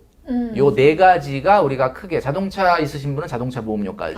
요게 계절 지출인데 그렇구나. 계절 지출은 월 소득의 1배 이내로 써야 됩니다. 잠깐만요. 월 소득의 1배? 자, 250만 원 월급이야. 네. 그럼 저는 여행 가고 뭐 명절에 쓰고 겨울옷 사고 이거 얼마 예산이어야 되냐? 250. 1년에요? 네, 1년에. 그럼 어떻게 해요? 잘 보세요, 여러분. 겨울옷 사는 거 11월에 한 번, 여행 뭐 일주일, 그 다음에 뭐 명절 뭐 며칠 안 되잖아요. 365일 중에 걔네 날짜가 차지하는 비중이 며칠 되지도 않는데 거기에 월급의 12분의 1을 태운다고?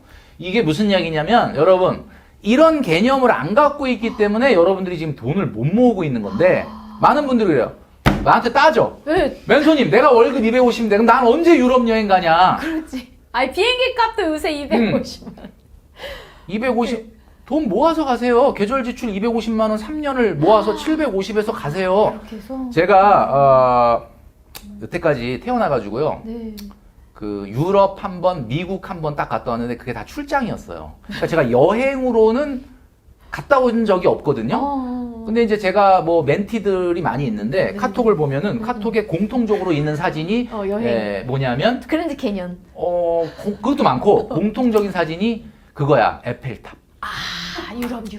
나는 파리는 말이죠. 제가 그 파리 바게트밖에 안 가봤는데 하여튼 왜 이렇게 그냥 그 실물 뭐야 그거 에펠탑이 많은지 모르겠는데 하여튼 자 그러면 250만 원인 분이 유럽 여행을 가겠다. 그러면 1년에 한 번씩 갈 수는 없으니까 250만 원 안에서 계절 지출 한 3년, 4년 차곡차곡 모아서 가면 되는 거 아닙니까? 누가 가지 말래요?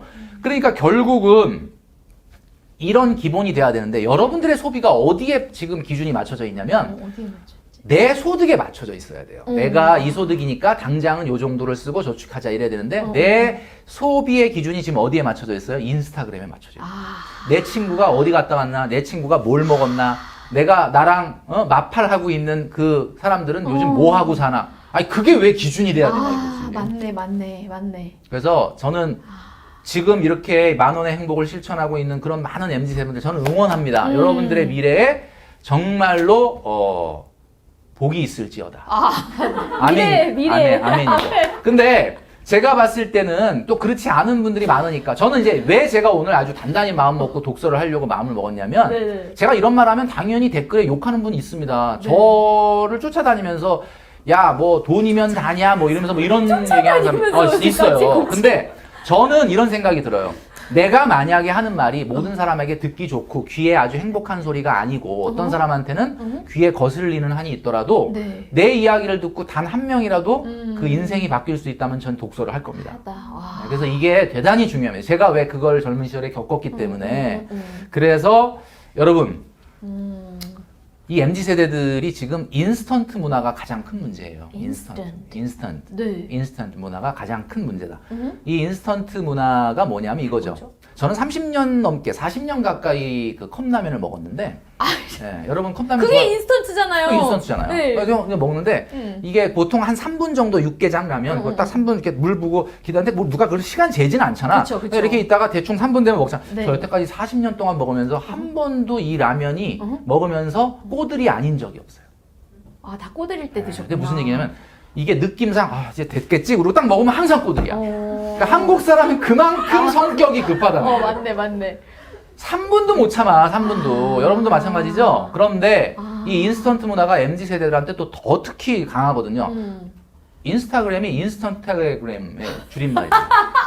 그러니까 이게 인스턴트가 아니, 진짜인 줄 알았어. 진짜예요. 예. 인스턴트그램의 줄임말이 인스타그램인데 그러면 이거를 우리가 잘 보세요, 여러분. 왜 인스턴트 문화가 우리한테 얼마나 침투해 있느냐면 여러분 요즘 전세보다 반전세가 많다 그러죠. 네. 월세가 많다 그러죠. 네. 왜 네. 그런지 아세요? 그 뭐 뉴스에 보니까 뭐 임대차 3법이 어떻고 네. 뭐 집주인들이 뭐 월세를 선호한다. 그거 말도 안 되는 얘기고요. 여러분 이거는 인스턴트 문화 때문에 그렇습니다. 내가 만약에 3억짜리 전세를 산다. 옛날 사람들 같으면 3억 모을 때까지 그 집으로 이사 안 가요. 맞네. 그죠? 네네네. 우리 땐 그랬어. 근데 지금 뭐야? 3억짜리 전세 살고 싶어. 돈 없어. 그럼 어떻게 해야 돼? 참아야 되는데 야 그냥 월세 살아. 그냥 가서 월세를 구하는 거야. 이 문화 때문에 지금 임대차 계약의 절반이 지금 반전세라고 합니다. 그 다음에 여러분 혹시 여러분 이런 분들 주변에 보신 적 있어요? 1년 적금 들어서 명품 사는 사람 봤어요? 없죠? 제 주변은 없어요. 없죠? 네, 그냥 네. 사지 뭐. 질러버리지.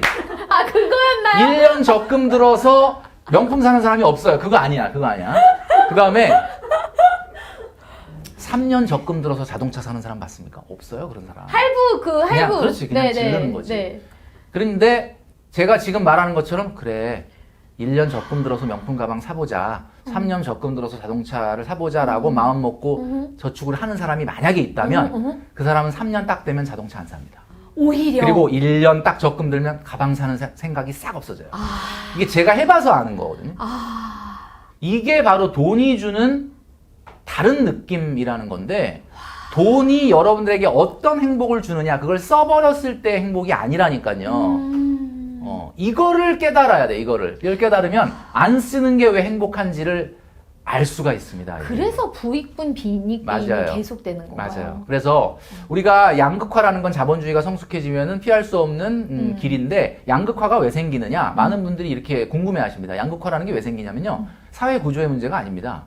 제가 만나본 바로는 정말 부자가 될 사람은 계속 부자가 될 행동을 해요. 근데 가난해질 수밖에 없는 사람은 가난해질 행동을 계속 반복해요. 그래서 달라지는 겁니다. 야, 월 소득이 3천만 원인 사람이 있어요. 소득이 10% 올라가면 얼마 올라가는 거예요? 300만 원. 300만 원. 네. 300만 원 버는 사람이 있어요. 월 소득 10% 올라가면 30만 원. 30만 원 올라가죠. 네. 월 소득 3천만 원 버는 사람이 300만 원이 소득이 더 생기면 그 300만 원 다 쓸 수 있을까요? 바빠서 못 써. 못 써요, 진짜. 네네네. 재벌이 하루에 뭐 10개 먹진 않잖아. 그러니까 자꾸 소득이 올라가도 돈을 다 못 쓰는 거야. 네네. 그러면 그 못 쓰는 잉여 소득이 어디로 가? 자산으로 가는 거예요. 그렇지. 자꾸 투자가 되는 거야. 근데 300만 원 버는데 30만 원 올라가. 다 쓰지. 그거 뭐 들어오기도 전에 다 쓰지, 카드로. 그러니까 이렇게 되니까 자꾸 벌어지는 거야, 이게. 그러니까 돈이 많은 사람들은 돈이 자꾸 들어오는데 그걸 다 못 쓰니까 그 사람들이 들고 다니는 가방, 그 사람들이 타는 차, 그 사람들이 사는 집이 자꾸 비싸지는 거거든요. 이게 이제 양극화의 기본입니다, 이게. 이걸 이제 우리가 경제학에서 한계 소비 성향이라고 하는데, 새롭게 증가되는 소득을 얼마나 소비할 수 있느냐. 소득이 높을수록 한계 소비 성향은 떨어집니다. 많이 소비를 못 하거든요. 이게 이제 양극화의 기본 출발점이라고 봐야죠. 그래서 여러분, 그래서 빨리 우리가 돈을 많이 버는 반열에 빨리 올라가야 돼. 그다음부터는 돈이 쌓이기 바빠, 진짜. 밑에 돈이 숨을 못 쉬는 거예요. 지금 우리나라에서 돈 많은 사람들이 얼마나 많냐면, 저는 아닌데, 진짜 돈을 쌓아놨는데 밑에 돈이 얘가 질식을 해요. 숨을 못 쉬는 거야. 눌려가지고. 근데 우리 같으면 그냥 쓰기 바쁘니까 항상 숨을 쉬어요. 서큘레이션이 잘 되는데 밑에 돈이 숨을 못 쉬어요. 부자들 돈은. 그게 이제 문제라는 거지. 너무 재밌다. 야, 한계 소비 성향이 소득이 높을수록 낮아진다라는 것이 경제학의 기본입니다. 그래서 재밌다. 양극화가 그래서 생기는 거다라고 재밌다, 말씀드릴 수 있습니다. 또 다른 질문 뭐가 있을까요? 또? 이런 거. 아까 엔겔 지수 얘기하셨는데 엔겔 지수, 예. 사실 우리 MZ 세대 분들은 1인 가구들이 많거든요. 많죠, 예. 그럼 먹는 거 관련해서 요새 식자재 값이 너무 많이 올라서 맞아요. 요리 집에서 해 먹느니 배달 음식 시켜 먹는 게 더 싸다. 이런 생각도 사실 들 괜찮은 법하거든요. 생각인 것 같아요. 근데 이제 문제는 그분이 정말로 귀찮아서가 아니라 비용을 절약하려고 배달 음식을 시킨다라고 한다면 그것도 시키는 요령이 있습니다. 요령이에요? 네, 어떻게 시키느냐. 최대한 서비스를 받아내고 댓글을 좀 잘 써주고 받아내서 1인 가구 같은 경우는 냉장고단이 있으니까 네. 그거를 그냥 그 자리에서 다 때려서 먹는 게 아니라 그걸 좀 나눠서 먹는 거죠. 한 번에 다 그리고 먹지 말고. 밀키트 같은 것도 좀 이용을 하고 이래서 그치. 식비를 근데 저는 그래요. 그 하루에 우리가 3끼를 먹잖아요. 네. 3끼를 먹으면 한 달에 90끼 정도 먹지 않습니까? 와, 네네. 90끼 정도 먹는데 많이 먹는다, 되게. 네. 되게 많이 먹는다, 많이 먹는 것 진짜. 같아요. 네. 간식까지 하면 막 100 몇 끼가 되겠지. 그런데 100 몇 끼를 먹는 동안을 저는 이렇게 생각해요. 네. 먹기 위해서 일하냐? 일하려고 먹냐? 어떤 쪽이 있습니까? 저는 점점 먹기 위해 먹는 것도 좋은 것 같아요. 먹기 위해서 일하는 거죠? 라고 생각하면 난 비참해지는 거야. 잘 생각해 보세요. 요거 하나 먹으려고 내가 열심히. 그러니까 저는 항상 어떻게 생각하냐면, 물론 90끼 중에 스페셜한 식사가 있어야 됩니다. 내가 요거 먹으려고 일했구나라는 게 있긴 있어야죠. 근데 매 끼 90끼를 다 내가 요거 먹으려고 일했다 이렇게 하시면 안 돼요. 우리가 일하고 생활하려고 먹는 거예요. 그렇기 때문에 90끼 중에서 거의 한 60끼, 70끼는 일하려고 먹는 거예요. 그러니까 그런 거는 뭔가 내가 그 식사를 즐긴다 개념보다 빨리 먹고 일해야지, 빨리 먹고 논에 나가서 뭐 모내기 해야지, 약간 이런 느낌으로. 근데 옛말에 다 먹고 살려고 하는 짓인데 이런 얘기도 있잖아요. 근데 그 말은 사실은 네. 그 말은 저는 안 맞다고 봅니다. 그래요? 네, 먹고 살려고 한다라고 하는 게 아니라 여러분들이 뭐 솔직히 먹고 살기 위해서 일한다 그러면 먹는 식비 이상 다 충분히 버시잖아요. 그러니까 그게 중요한 게 아니에요. 우리 인생은 더 다른 가치가 있는데 그렇기 때문에 우리가 제가 좀 전에 얘기한 뭐 배달 음식을 조금 요령껏 시켜서 조금 나누어서 식비를 절약해라 그러면 뭐 저렇게 하고 살아야 되나 막 자꾸 지금 이런 얘기 하실까봐 제가 얘기하는 건데 그게 아니라는 거예요. 네. 식사는 뭐 우리가 항상 매 끼니를 그냥 이 스페셜하게 이렇게 먹을 수 끼니. 있는 건 아니다. 맞아. 그러니까 네. 그렇게 가져가시는 게 저는 맞을 것 같고, 그래서 엔겔 지수라고 하는 게 이제 조금 그런 게 필요하고, 제가 이제 돈에 대해서 이렇게 절약 얘기를 하고 뭐 짠테크 얘기를 한다 그러면 많은 분들이 인생이 돈이 전부가 아니에요. 이렇게 얘기하시는 분이 있어요. 네. 당연하죠. 돈이 전부는 아니죠. 근데 제가 이런 말씀 드리고 싶어요. 돈을 정말 한 번이라도 태어나서 내가 눈물 흘리면서 정말 1년, 2년을 정말 내가 피땀 흘려 모은 돈을 이렇게 돈이라면 열심히 모아본 사람이 그 얘기하면 인정해요. 진짜. 돈이 전부가 아니죠. 근데 한 번도 뭐 돈 진짜 뭐 한 1000만 원도 안 모아본 사람이 아유 돈이 전부가 아니야 뭐 이러면 그건 아니죠. 그 변명이네요. 변명이죠. 핑계죠. 공부를 정말 열심히 해본 사람이 야 공부해보니까 공부가 나는 아니더라. 그 말은 인정. 근데 뭐 공부 한 번도 열심히 해본 적도 없으면서 야 공부하려고 그러면 와가 야 공부가 인생의 전부가 아니야. 이런 얘기 하지 마세요. 누군가한테는 그것이 자기의 시간과 인생을 태우는 중요한 일일 수 있기 때문에 함부로 그렇게 얘기하시면 안 된다. 그렇네. 라는 말씀을 드리고요. 네. 제가 최근에 드라마를 하나 봤는데 안나라는 안나. 겨울왕국 안나가 아니고 그 수지 씨가 나오는 안나예요. 안나라는 드라마에 이런 대사가 나옵니다. 사람들이 말이죠. 단테의 신곡을 읽어서 그런가 지옥을 공간이라고 생각하잖아요. 지옥은 공간이 아니라 상황입니다. 이런 대사가 나오거든요. 이게 무슨 이야기냐? 여러분, 이 세상에서 가장 괴로운 지옥이 어떤 지옥인지 아십니까? 가장 괴로운 지옥은? 내 의지대로 못 사는. 맞아요. 가장 최악의 괴로운 지옥은 천국이 내려다 보이는 창문이 있는 지옥이에요. 내가 미래에 좀 더 경제적 안정을 이룰 수 있다면 그 상황은 여러분들의 인생은 정말 안정감 있고 행복감이 넘치는 인생이 되겠지만 여러분들이 지금 이렇게 다 쓰고 살면 여러분들의 미래는 제가 좀 전에 뭐라 그랬죠? 지옥은 공간이 아니라 상황이라 그랬죠. 네. 여러분들 미래를 지옥 같은 상황으로 만들지 마십시오. 제발. 그래서 우리나라는 특히 더 심해요. 외국보다. 왜냐면 외국인들은 자기의 삶에 집중하는 스타일이기 때문에 다른 사람하고 신경을 안 써. 맞아, 별로 안 써요. 그럼 네. 내 인생이야. 근데 우리나라는 그게 됩니까? 다 만나기만 해도 뭐 애 학교 어디 갔냐, 뭐 학교 어디에 공부 사냐? 잘하냐, 어디 사냐, 차는 뭐냐. 이거 왜 물어보는지 모르겠는데 한마디로 말을 해서 그 집에 숟가락 몇 개 있는 것까지 알지 않으면 그냥 답답해 죽겠잖아요. 그거 못 써 수 없어. 우리나라 사람들의 성향이야. 그 얘기 무슨 얘기야? 제가 좀 전에 뭐라고 얘기했습니까? 천국이 내려다 보이는 창문이 있는 지옥이 가장 최고의 지옥이라고 그랬는데 결국은 여러분들이 여러분들의 상황을 어떻게 앞으로 만들 것이냐. 이것은 지옥이 될 수도 있고 천국이 될 수 있다. 라는 이야기죠. 와, 맞네. 네. 와, 좀 박수 나오고 있다 지금. 많이 뜨끔했을 것 같아요. 그러면 자 여기서 이제 꼬리를 물고 좋아요. 너무 딴 데로 나갔으니까 빨리 여기로 돌아와서 가야 될 것 같아요. 오케이. 그렇게 내가 미래를 위해서 지금 허리띠를 졸라매면서 정말 플렉스라고 하는 것이 인생의 플렉스지 오늘의 플렉스가 아니다. 그러면 오늘 좀 더 허리띠를 졸라매기 위한 방법으로 예를 들어 중고 거래, 당근 마켓 너무 사랑해요. 너무 좋아. 이런 거는 잘하는 거죠. 요즘은 코로나 발열이 아니라 당근이 발열이야. 온도가 팍 올라가요. 맞다. 온도 50도 막 넘으려고 지금. 막 그리고 막 언니 최고예요. 막 그러고 막 좋아요 누르고 막 온도 막 올라가고 여기도 지금 온도 올라가는 소리가 나. 온도 높여야죠. 근데 이게 뭐냐면은 말이죠. 그게 좋은 거잖아요.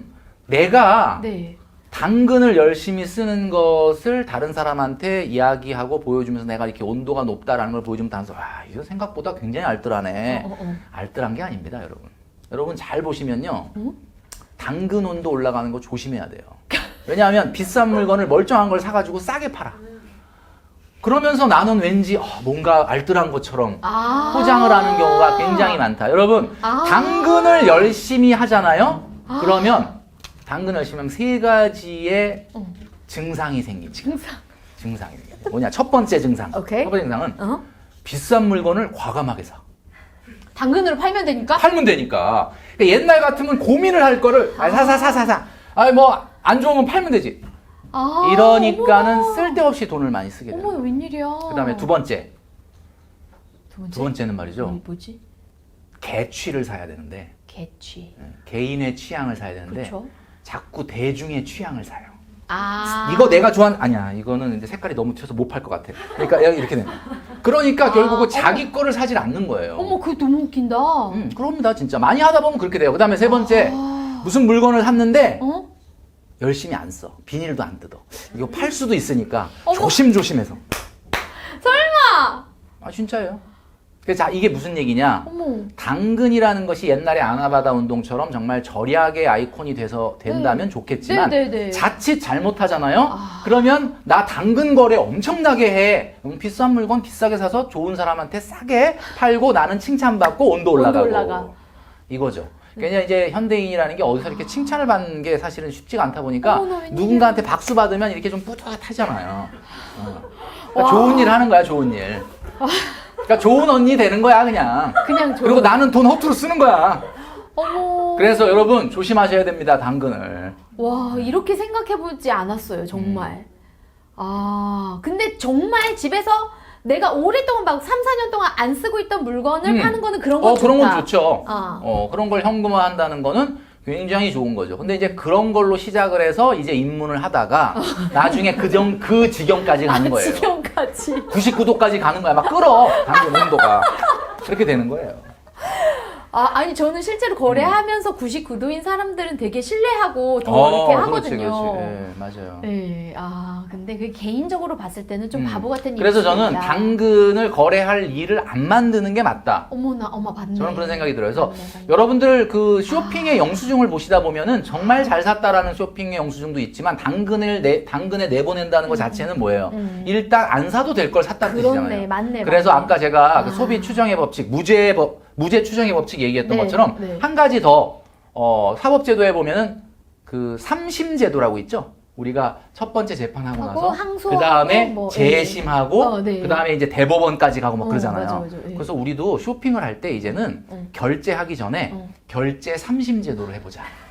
그러면 그걸 판단한 사람은 저인가요? 저죠. 전데 삼심제도인데 이게 뭐 그렇게 복잡한 게 아니에요, 여러분.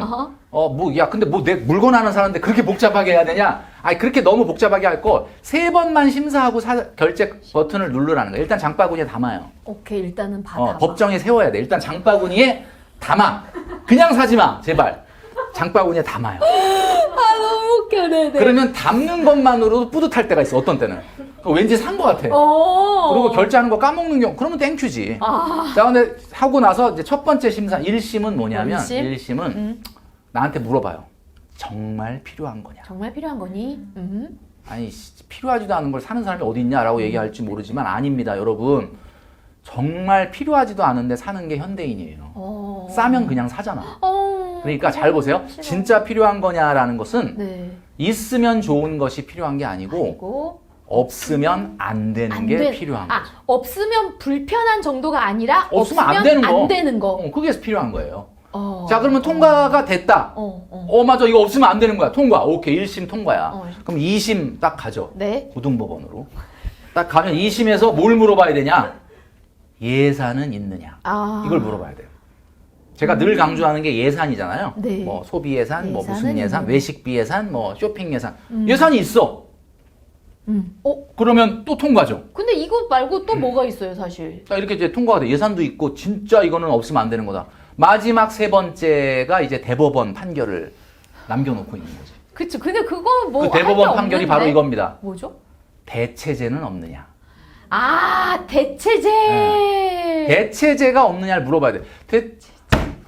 그때 안 쓰던, 맞아. 그 안에 팬트리에 있어. 그래. 그걸로 쓰면 돼. 거기서 탈락입니다. 안 사, 그러면. 엄마. 이렇게 되는데, 요 세 가지를 다 통과하고 결제를 눌렀다. 이게 당근에 나올 가능성은 없습니다. 저는. 거의 없다. 근데 있더라도 뭐 이제는 쓸모가 없어져가지고 그렇죠. 쓸 만큼 네. 쓴 다음에. 아니, 이렇게 쓰면은 이 영수증이 좋은 영수증만 쌓이게 될 건데, 이 영수증을 뭐 우리가 탓할 이유가 뭐가 있겠어요. 그러니까 제가 그러니까 물건을 안 사는 거야. 이 세 가지를 삼심제도로 해보면 살 게 없더라고. 어떡해. 진짜 살 게 없어요. 그럼 너무 안 사는 거 아니에요? 너무 안 사죠, 사실. 너무 안 사는데 아까 뭐라 그랬어요? 안 사니까 행복감이 원하는 것뿐에 가진 것인데 가진 것이 안 줄잖아. 그렇네. 그거 막 갑자기 행복해지는 거야. 맞네. 그리고 자꾸 안 쓰다 보니까 원하는 것도 별로 안 늘어나. 별로 원하는 게 없어. 그냥 행복한 거지. 그러면요, 작가님, 저 궁금한 게 네. 이게 실제로 저에게 최근에 있는 일인데 제가 이제 세컨하우스를 어디다 마련을 했는데 예. 거기 화장실이 2개가 있어요. 근데 그 화장실 앞에 왜 이렇게 닦는 발수건 같은 발수건, 뭐 이런 거 예. 있잖아요. 매트 같은 거 네네네. 깔아놓잖아요. 근데 그거를 이제 살까 말까 고민이 되는 거예요. 그건 없으면 안 되는 거잖아. 넘어지잖아, 그거는. 당연히 그래서 있어야 되는 거야. 그러면 수건을 근데 말아서 놔도 되잖아요. 대체제가 있네. 탈락! 안 사면 됩니다. 예, 안 사도 돼. 근데 제 궁금증은 수건을 말아서 해도 되잖아요. 대체제가 대신. 있잖아, 대체제가. 근데 그렇게 하면 좀 보기가 안 좋고. 보기가 안 좋다. 네. 보기가 안 좋다는 게 없어서 안 되는 건 아니잖아요. 그렇죠. 그죠? 네. 뭐 누가 보는 것도 아니고, 뭐 집에 누가 촬영 오는 것도 아닌데, 그래. 캐커 나왔으면 뭐 잠깐 혼자만 계실 텐데. 그러니까 보기가 안 좋은 것도 그러면 거기에 카운트하지 않는다 그 정도는. 아니, 그러니까 뭐 그거는 개인의 취향인데 저 같으면은 뭐 그게 뭐 그렇게 가격이 엄청나게 높은 건 아니니까 맞아요. 그렇게까지 뭐 이렇게 삼심제도까지는 안 할 수는 있겠지만 저 같으면은 그냥 뭐 안 살 것 같아. 나도 뭐 누가 뭐 집안 꾸며놓고 누가 뭐 그죠? 뭐 관찰 예능이 뭐 차 찍으러 온다 그러면 바꾸겠지만 그게 아니면 뭐 그냥 둘 것 같아요. 네. 이런 것도 사실 사실 이거 갖다 고민을 많이 했거든요. 이 매트 사실 한 10,000원 정도밖에 안 할 텐데 살까 말까. 왜냐면 맞아요. 엄청 필요한 건 아니지만 또 있으면 편하고 맞아요. 그래서 고민을 했거든요. 그래서 김경필 작가님께 꼭 여쭤봐야지 생각하고 왔던 거예요. 장바구니에 담아놓고 네. 약간 법정에 일단 세워. 우리가 연인하고 헤어질 때도 헤어져! 그러고 막 열받아갖고 하고 나서 네. 잠깐 일주일 동안 생각하잖아요. 냉각기를 갖잖아. 진짜 헤어져야 되는지. 그리고 나서 생각하면 이 인간하고 진짜 헤어져야 될지 아니면 아닌지를 알 수 있는 것처럼 장바구니에 담아놓고 그 담을 때는 막 너무 사고 싶어서 담은 건데 한 며칠 지나서 이렇게 생각을 해보면 별로 살 필요가 없는 거였네. 라고 생각될 때가 있어요. 진짜 해보면. 진짜 있거든요. 그때 갑자기 돈이 확 굳은 느낌. 10만 원 주고 살라는데 야 그거 안 사도 되겠다. 갑자기 10만 원이 굳었잖아. 나 그 10만 원 썼다고 생각을 했는데 그때 그 10만 원으로 주식 사세요. 그러면 그때 그 10만 원으로 주식 사잖아요. 그러면 그 주식이 떨어져도 별로 기분이 안 나빠. 왜냐면 뭐 어차피 써버릴 돈이었는데 맞다. 주식으로 남아있으니까 너무 감사하잖아. 맞다. 근데 여러분들이 왜 주식하고 그렇게 속을 쓰리냐면 여러분들이 100만 원 투자하잖아요. 그 100만 원이 여러분들 피 같은 원금이라고 생각해서 속 쓰린 거야. 그게 왜 원금이라고 생각했느냐? 여러분들 돈이니까. 맞아. 근데 여러분들이 이렇게 장바구니에 담아놨다가 뭔가를 쓰려다가 안 쓴 돈을 주식 사봐. 어차피 써버릴 돈인데 아이고 감사해라. 진짜. 주식으로 남아있네? 반토막이 나도 감사합니다. 어쨌든 돈이 남아있으니까. 와, 그렇네요. 그 쓴셈 치고 주식 투자법이라고. 와, 쓴셈 치고 주식 투자법. 제가 요거 그렇게 괜찮다. 옛날에 했었어요. 요즘은 이제 안 하지만.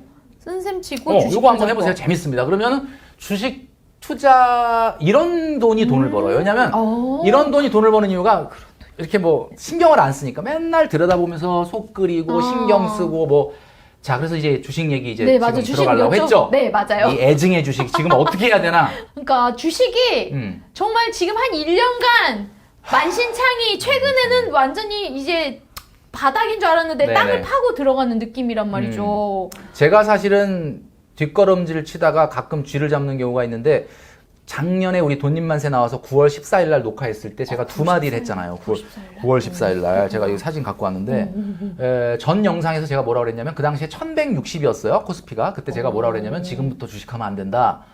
현금으로 바꿔놔라. 현금이 가장 좋은 투자다. 이제 몇십 프로 먹었으면 그만해라. 뭐 이런 얘기를 했다가 댓글에 조금 욕하는 사람이 있었는데 제가 그 당시에 왜 그런 얘기를 드렸냐면은 당시에 2021년도 9월 14일 날 제가 영상 찍기 전에 저는 한 5개월 전에 벌써 주식을 다 정리했거든요.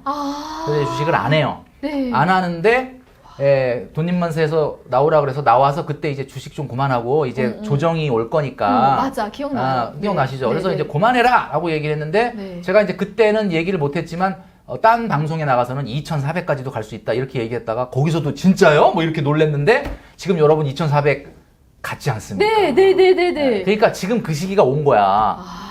그러니까 저는 그러면 그때 왜 그 얘기를 했느냐? 여러분 생각해 보십시오. 주식이라는 거는 말이죠. 주식이라는 거는 그 당시 어떤 분위기였냐면 주가가 너무 급격하게 올랐잖아요. 네. 근데 오른 게 기업들이 실적이 좋아서 오른 게 아니란 말이에요. 돈을 막 찍어내고 막 이러니까. 한마디로 말해서 금리가 좀 낮고 유동성이 풍부한 데다가 이제 코로나 끝나면 좋아지겠지라고 하는 그 심리의 기대감에서 그냥 올라간 거란 말이에요. 그럼 이거는 오래 갈 수 없지 않습니까? 그런데 미국이 그 당시에 테이퍼링도 예고했고 금리 인상도 예고했기 때문에 이건 누가 보더라도 시장에서 앞으로 조정이 있을 거다. 그러면 이거는 예견된 조정이란 말이에요. 그렇기 때문에 주린이 여러분들 같은 경우는 그런 때는 빨리 하지 말아야 된다라고 제가 경고를 했던 건데 많은 분들이 그때 그런 얘기를 했어요.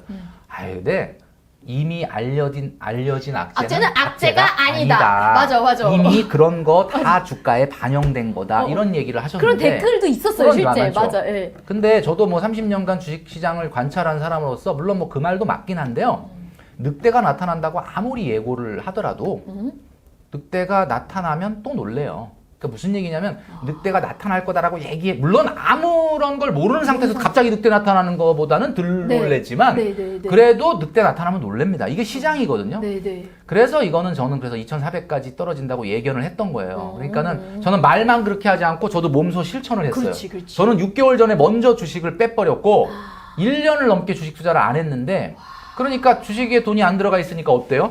그냥 나는 룰루랄라 다른 사람들은 막 홍수가 나서 막 떠내려가는데 나는 비구경하면서 커피 마시고 있었던 거지. 와. 그런데 이제 2,600, 700까지 조정을 받으니까 슬슬 막 멘토님 지금 살 때가 아닌가요? 이제 다시 들어가야 될 때가 아닌가요? 이런 얘기가 나왔는데 맞아, 저는 맞아. 그때도 아니다. 2,600. 더 기다려야 된다라고 해서 여기까지 온 거죠. 2,400까지. 자, 이제 2,400 미만까지 갔다가 이제 2,400을 약간 맞아요. 회복을 한 상황인데 맞아요, 지금 어떻게 맞아요. 해야 되냐?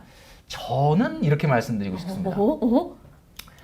자, 잘 들으십시오, 여러분. 네네. 2020년 3월에 코로나 팬데믹이 있고 나서 2020년 6월에 갑자기 엄청나게 V자 반등을 했죠. 맞아요. V자 반등. 네네. 자, V자 반등을 다시 꿈꾸면서 지금 줍줍을 해야 된다라고 얘기하시는 분들이 많은데 저는 반댈세. 라고 말씀드리고 싶습니다. 지금 V자 반등 어렵습니다.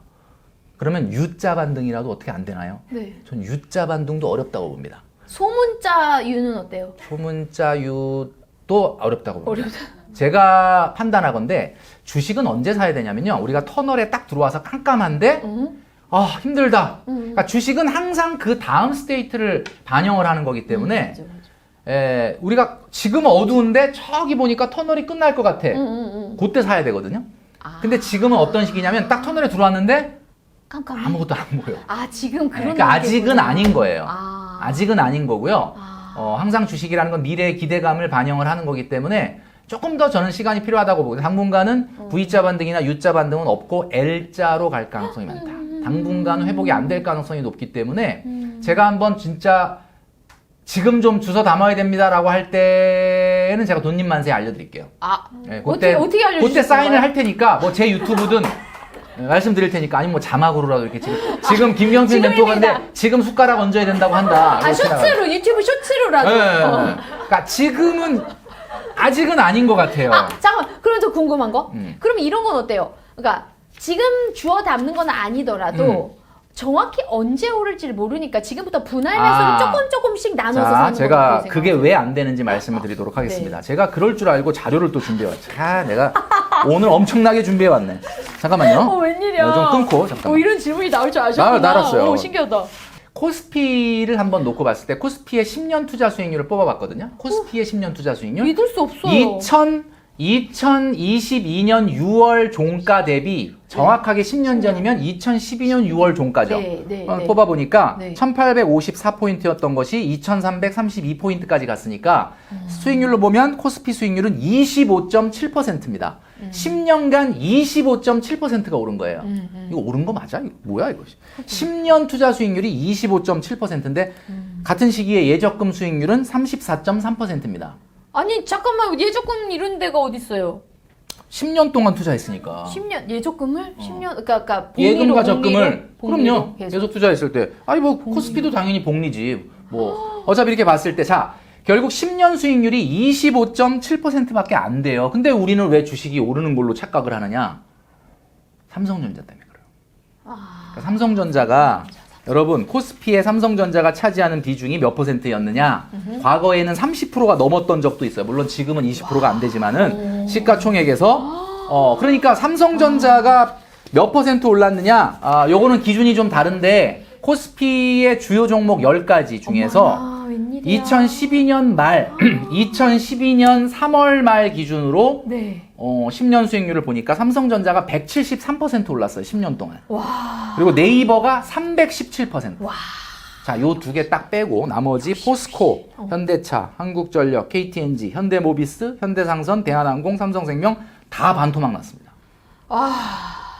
그러니까 여기서 말하는 반토막이라는 건 수익률로 반토막은 아니에요. 뭐 22%, 23%, 뭐 25% 이렇게 빠졌는데 여기서 우리가 기억해야 되는 게 인플레이션을 빼야 되잖아요. 그러니까 그럼 더 인플레이션을 빼면 사실 뭐 30%, 40% 떨어졌다는 얘기는 50% 실제 화폐 가치로는 그냥 반토막 난 거야. 그렇죠. 완전 이게 주식 시장이에요, 여러분. 근데 이게 주식 시장인데 뭐 지금 나중에 오를 거니까 미리 줍줍 이거 말도 안 되는 얘기고요. 이거 하시면 안 돼요. 자, 그러면 멘토님, 그런데 왜 주식이 이렇게 안 오르나요? 라고 물어보는 분이 있는데 당연히 안 오르죠. 주식은요 원래 오르는 게 아니에요. 원래 주식이 오르는 게 아니에요. 저는 30년 동안 주식 투자를 했고 주식 투자를 관찰했는데 여러분 바닷가 가면 뭘 봐요? 우리가 바닷가가 뭐 모래. 모래 보고 또 뭐 봐? 물. 그게, Sorry. 그게 워터는 아니잖아 그게. 하여튼 뭐 예, 물을 파도. 밀물과 썰물을 보죠. 네. 주식은 그냥 그거예요. 계속 파동이야 파동. 그러니까 파동이라는 게 뭐예요? 밀물과 썰물이 썰물. 끝없이 반복되는 게 주식이에요. 어머. 우상향하는 게 아닙니다, 여러분. 어머나. 근데 근데 왜 미국 우리는 주식은 무상하던데 미국 주식은. 뭐 미국 주식은 우상향, 우리나라도 우상향했죠. 우상향을 예. 안 한다는 건 아닌데 인플레이션을 걷어내고 나면 생각보다는 그렇게 우상향하지가 않는 그냥 파동이 끝없이 반복되는 것이 주식이거든요. 그런데 이 끝없이 파동이 반복이 되는데 파동이 반복된다는 건 돈 벌 기회가 있다는 뜻이지. 그렇네. 그렇지만 그냥 무조건 장담고 놓듯이 가지고 있다고 돈을 버는 거는 아니다. 그러니까 이렇게 오를 종목이라는 건 코스피 850개 종목 중에서 불과 손에 꼽아요. 나머지는 안 올라. 그러면 주가는 언제 오르느냐 이걸 알아야 되잖아요. 주가는 말이죠. 네. 시장의 기대감보다 더 많은 것을 보여줄 때 오르는 겁니다. 그러니까 아무리 많은 걸 보여주더라도 시장의 기대감이 높아지면 안 올라요. 그러니까 좀 최근에 S전자가 왜 이렇게 주가가 갇히는 느낌이냐.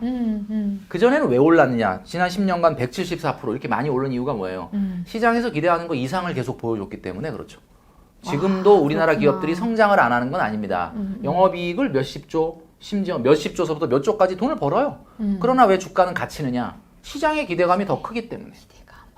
원래 우리가 재무학적으로 봤을 때, 경제학적으로 봤을 때 주가라고 하는 것은 미래에 이 주식이 벌어들일 현금 흐름을 현재 가치로 디스카운트 해놓은 것이 오늘의 주가이기 때문에 이미 사실은 좀 비싼 거거든요. 근데 이제 이 비싼 기대감을 충족을 시키는 성장을 보여주면 주가가 오르는데 이 기대감보다 더 보여주지 그러니까 삼성전자가 굉장히 훌륭하긴 하죠. 막 1년에 50조, 60조 벌고 내년에도 또 60조, 70조 벌겠지만 시장의 기대감 이상은 못 보여주니까 주가가 안 올라가는 거거든요. 그러니까 여러분들이 꼭 기억해야 되는 것은 그냥 무조건 주식 사놓고 그냥 뭐 장기 투자하면 오른다? 네. 이건 천만의 말씀입니다. 천만의 말씀. 워렌 버핏이 이런 얘기를 했어요.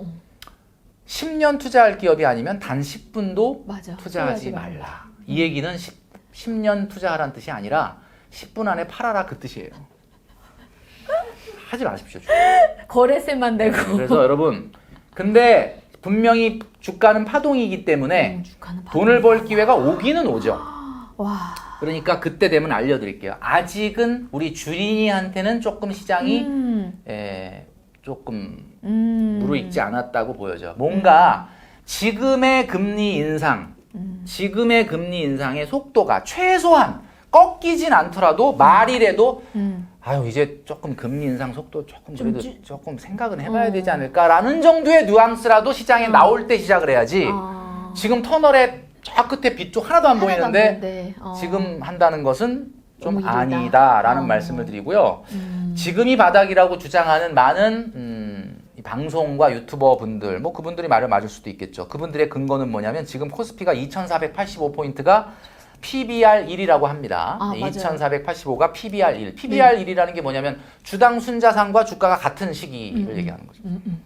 그런데 여러분 PBR로 주가를 평가할 수 없습니다. 요즘 시대는. 왜 그러냐면 PBR이라는 것은 옛날 평가 기준이에요. 이제는 PBR이 안 맞아요. 현대차 같은 경우는 PBR이 그 3,300일 때도 일이 안 됐어요. 어머 근데 그러니까 이거는 현대 주식의 그 평가 기법이 아니에요. 이미 퍼와 PBR은 그냥 참고 사항일 뿐이지 퍼가 뭐 코스피가 지금 0.9니까 7월 기준으로 뭐 사야 된다. 이게 도대체 언제적 얘기냐? 이건 안 맞습니다, 여러분. 그래서 조금 더 주식에 대해서 여러분들이 생각을 좀 해보실 필요가 있다. 그러나 이제 주식 시장이라는 건 파동이기 때문에 분명히 기회와 찬스가 있을 수 있고 밀물썰물이 반복되는 거기 때문에 돈 벌 기회는 있을 거예요. 그러나 지금은 저는 개인적으로 아니라고 생각을 한다. 주린 여러분들 조금만 더 돈 모으면서 기다려보자. 이렇게 말씀드리고 싶습니다. 아 좋아요. 그러면 우리가 돈을 모으면서 내 집 마련도 이제 생각해 볼 수 있는데 그게 가장 중요하죠. 그쵸. 네. 자 지금 집값이 어쨌든 작년 가을에 비해서는 떨어졌어요. 잠깐만. 맞아요. 예. 진짜로. 지금 여러분 그 가장 여러분들이 신경 써야 되는 게 뭐냐면 뉴스에서 뭐 서울 아파트 가격 8주 연속 하락, 0.8% 하락 이런 뉴스는 들어도 이게 도대체 뭐 0.8%가 떨어졌다는 게 뭐 떨어졌다는 거야, 뭐 안 떨어졌다는 거야. 이런 거 보지 마시고요. 뭘 보시냐면 국토교통부 실거래가 앱을 까세요. 국토교통부 실거래가 앱을 깔고 여러분들이 관심을 갖는 아파트 10개를 거기에다가 관심단지로 등록을 하십시오. 그리고 버스 타고 지하철 타고 이동할 때 가끔 그냥 생각나면 심심할 때마다 들어가서 관심단지 10개 정도를 이렇게 뽑아놓은 거를 들어가서 요즘 얼마에 거래되나? 그러면 거기에 실거래가가 그대로 보여집니다. 엊그제 뭐 하나 매매 거래가 됐네? 요 가격을 보다 보면 한 달 전 분위기, 3개월 전 분위기, 작년 분위기와 어떻게 달라지는지를 그대로 체감을 할 수가 있거든요. 자, 지금 작년 말에 비해서 9억 미만 아파트는 10% 정도 낮게 거래가 되고 있어요. 미만. 자, 9억짜리 아파트라면 지금 한 8억 1천? 그 요 정도의 거래가 되고 있거든요. 10%, 네. 굉장히 그래도 뭐 고무적이죠. 그쵸. 무주택자 분들한테는 네네네. 너무 끝도 없이 오르던 것이 맞아. 그래도 뭐 9억짜리가 한 8억 됐어. 그럼 괜찮지. 네. 그런데 여기서 더 떨어질 거냐가 궁금한 거잖아요. 그죠? 맞아요. 이게 바닥일까? 이게 그러면 바닥일까? 사야지. 자, 그런데 사실 주식 시장보다 아파트 시장은 예측이 훨씬 쉽습니다. 왜냐면 주식 시장이라는 거는 종목이 850개잖아요. 코스피만 해도. 네네네. 그리고 S&P만 해도 500개. 뭐 이런 거는 사실은 예측하기가 좀 어려운데 아파트라는 거는 표준 편차가 좁은 자산이에요. 여러분들이 표준 편차라는 게 뭐냐면 표준 편차라는 게 이 재테크에서 리스크거든요. 그러니까 표준 편차라는 게 뭐예요? 내 평균 값에서 얼마나 벌어져 있느냐잖아요. 그거구나. 그러니까 네네. 표준 편차가 크다라는 것은 제일 많이 먹은 놈서부터 제일 마이너스 난 놈까지의 편차가 주식은 엄청나게 넓죠. 이게 리스크가 크다는 뜻이거든요. 그렇지. 근데 이제 집이라는 거는 표준 편차가 굉장히 좁아. 이게 무슨 얘기냐면 20년 전에 집값을 비교해 봤을 때는 대한민국의 모든 집이 제일 많이 오른 놈과 제일 조금 오른 놈이 있긴 하겠지만 그 폭은 좁다는 거지. 어쨌든 20년 전에 뭘 사도 다 올랐으니까. 그죠? 맞아요. 그러니까 집은 굉장히 표준 편차가 낮은 좁은 자산이라 그렇네. 네, 평가 예측하기가 훨씬 쉽습니다. 그런데 지금의 금리 인상 속도가 집값에 그대로 직격탄을 매기는 거예요, 사실은. 그렇죠? 네. 근데 이제 금리 인상의 속도감이나 이런 것들이 이제 초입이거든요. 이제 초입. 그렇기 때문에 사실은 집값은 더 조정을 개인적으로 좀 받았으면 좋겠다는 생각. 물론 뭐 최근에 영끌하셔 사신 분들한테는 조금 죄송하긴 한데 조금 더 조정을 개인적으로는 조금 무주택자분들한테 희망이 좀 열리려면 해야 된다라고 생각하고 실제 지금 여러 가지의 상황을 놓고 봤을 때 제가 자료를 뽑아왔는데 지금 현재 우리나라의 주택 구입 부담 지수라는 게 있습니다. 서울이 지금 200을 넘었거든요. 200. 구입 부담이 많이 구입 된다. 부담 지수라는 건 평균 소득인 사람이 평균 집을 살 때 자기 소득의 25%를 원리금으로 내야 되는 게 100이에요. 근데 지금 207이거든요. 네. 주택 구입 부담 지수가 서울이. 네. 그 얘기는 뭐냐면 평균 서울에 있는 소득인 사람이 서울의 평균 집을 살려면 원리금 상환을 자기 소득의 월급의 절반 이상을 해야 된다. 그렇네. 이거는 제가 봤을 때는 금리 인상 속도와 비추어 봤을 때 저는 여기서 10% 정도 더 조정이 있을 거라고 봅니다. 그러니까 무슨 얘기냐면 9억짜리 아파트가 얼마가 된다? 뭐 한 7억 2천 정도까지는 간다. 와, 20% 조정이니까. 근데 그게 또 대단히 또 많이 빠지는 게 아닌 게 2020년 전에 그 가격이었어요. 그러니까 불과 2년 전에, 그러니까 2020년, 21년도에 오른 상승분 정도만 반납을 하고, 아마 바닥이 형성될 거라고 저는 분석을 합니다. 이제 그 데이터는 제가 이제 뭐 갖고 있는데 여기서 다 소개는 하기 어렵지만 제 개인적으로는, 왜 그러냐면 사실은 금리 인상 속도가 더 나서 더 빠질 수도 있다고 이게 뭐 폭락 유튜버들이 많이 얘기하는데 집이라고 하는 자산은 주식이 아니기 때문에 지금 10채 중에 8채 이상이 1가구 1주택이거든요. 네. 그러니까 자기가 살고 있는 집이야. 그렇기 때문에 하방 경직성이라는 게 있어요. 하방 경직성. 그러니까 아무리 떨어져도 자기가 사는 집을 그렇게 쉽게 팔진 않기 때문에 그렇죠. 제가 봤을 때는 20% 정도에서 아마 좀 바닥이 될 거다라고 생각합니다. 그러니까 지금은 아직 뭐 만약에 실수요자분들 계신다 그러면 조금 더 시장을 관찰하면서 공인중개사분들과 밀당을 좀 하면서 조금만 더 기다려 보시면 제가 봤을 때는 지금 10% 정도 빠졌는데 작년 말에 비해서 네. 여기서 10% 정도 더 빠졌을 때 그게 설사 바닥이 아니라 하더라도 만약에 실수요자라면 그때 사라. 살 수 있다면, 그러니까 원래 계획에 사는 게 있었다면 그냥 사시는 것도 저는 나쁘지 않다고 본다. 그러니까 정말 막 바닥에서 살려고 하면 안 되고. 맞아. 그래서 제가 최근에 만족이라는 단어의 한자를 봤거든요. 만족. 많이 쓰는 말인데 만자가 그 찰만자예요. 아, 찰만. 가득하게 찬다는 거지. 예. 근데 이게 그래 우리가 뭐 10,000원 버스 뭐 이런 거 할 때 막 가득 찬다 이런 뜻이거든요. 네. 근데 족자가 무슨 족자인가? 발족. 발족더라. 맞았어. 그럼 아니 왜 발족자인가 봤더니 이게 이 뜻이랍니다. 우리가 발목까지만 차올라도 그냥 다 찼다고 생각을 하라는 마음이 만족이래요. 대박!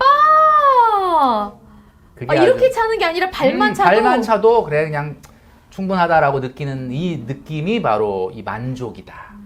라고 하는 거죠. 그러니까 사실은 너무 우리가 바닥에서 살려고, 물론 뭐 바닥을 진짜 안다면 좋긴 하겠는데, 여러분, 진짜 실수요자다라고 한다 그러면 제가 좀 전에 말씀드렸던 것처럼, 주택시장은 여러분, 앞으로 이제 이 가격을 실거래가 보면서 관찰을 하세요. 주택시장은 2개 리그로 구성이 되어 있습니다. 서울과 지방. 그리고 그렇군요. 또 하나의 리그는 서울 안에서 강남과 비강남. 이렇게 2가지 리그로 구성이 되어 있는데, 강남과 비강남을 봤을 때는 자 2020년, 21년도에는 강남이 올랐습니까? 비강남이 올랐습니까? 비강남. 비강남이 올랐죠. 2021년도에 지역별로 주택가격 상승률 1위가 노원구, 2위가 도봉구, 3위가 강서구였거든요. 와. 그러니까 이 지역들은 대체적으로 집값이 아주 높은 지역은 아니란 말이에요. 그러니까 이 얘기는 무슨 얘기냐면 2020년, 21년도는 시장이 9억 미만 아파트를 무지하게 끌어올렸던 분위기고 지금 그거를 반납하는 겁니다. 그러니까 9억 미만 아파트가 먼저 조정을 받을 거고요. 강남은 뭐 금리 인상 속도가 계속된다면 당연히 여기도 배겨내진 못하고 약간 조정을 받을 거다. 자, 그래서 리그가 2가지라 그랬죠? 뭐라 그랬어요?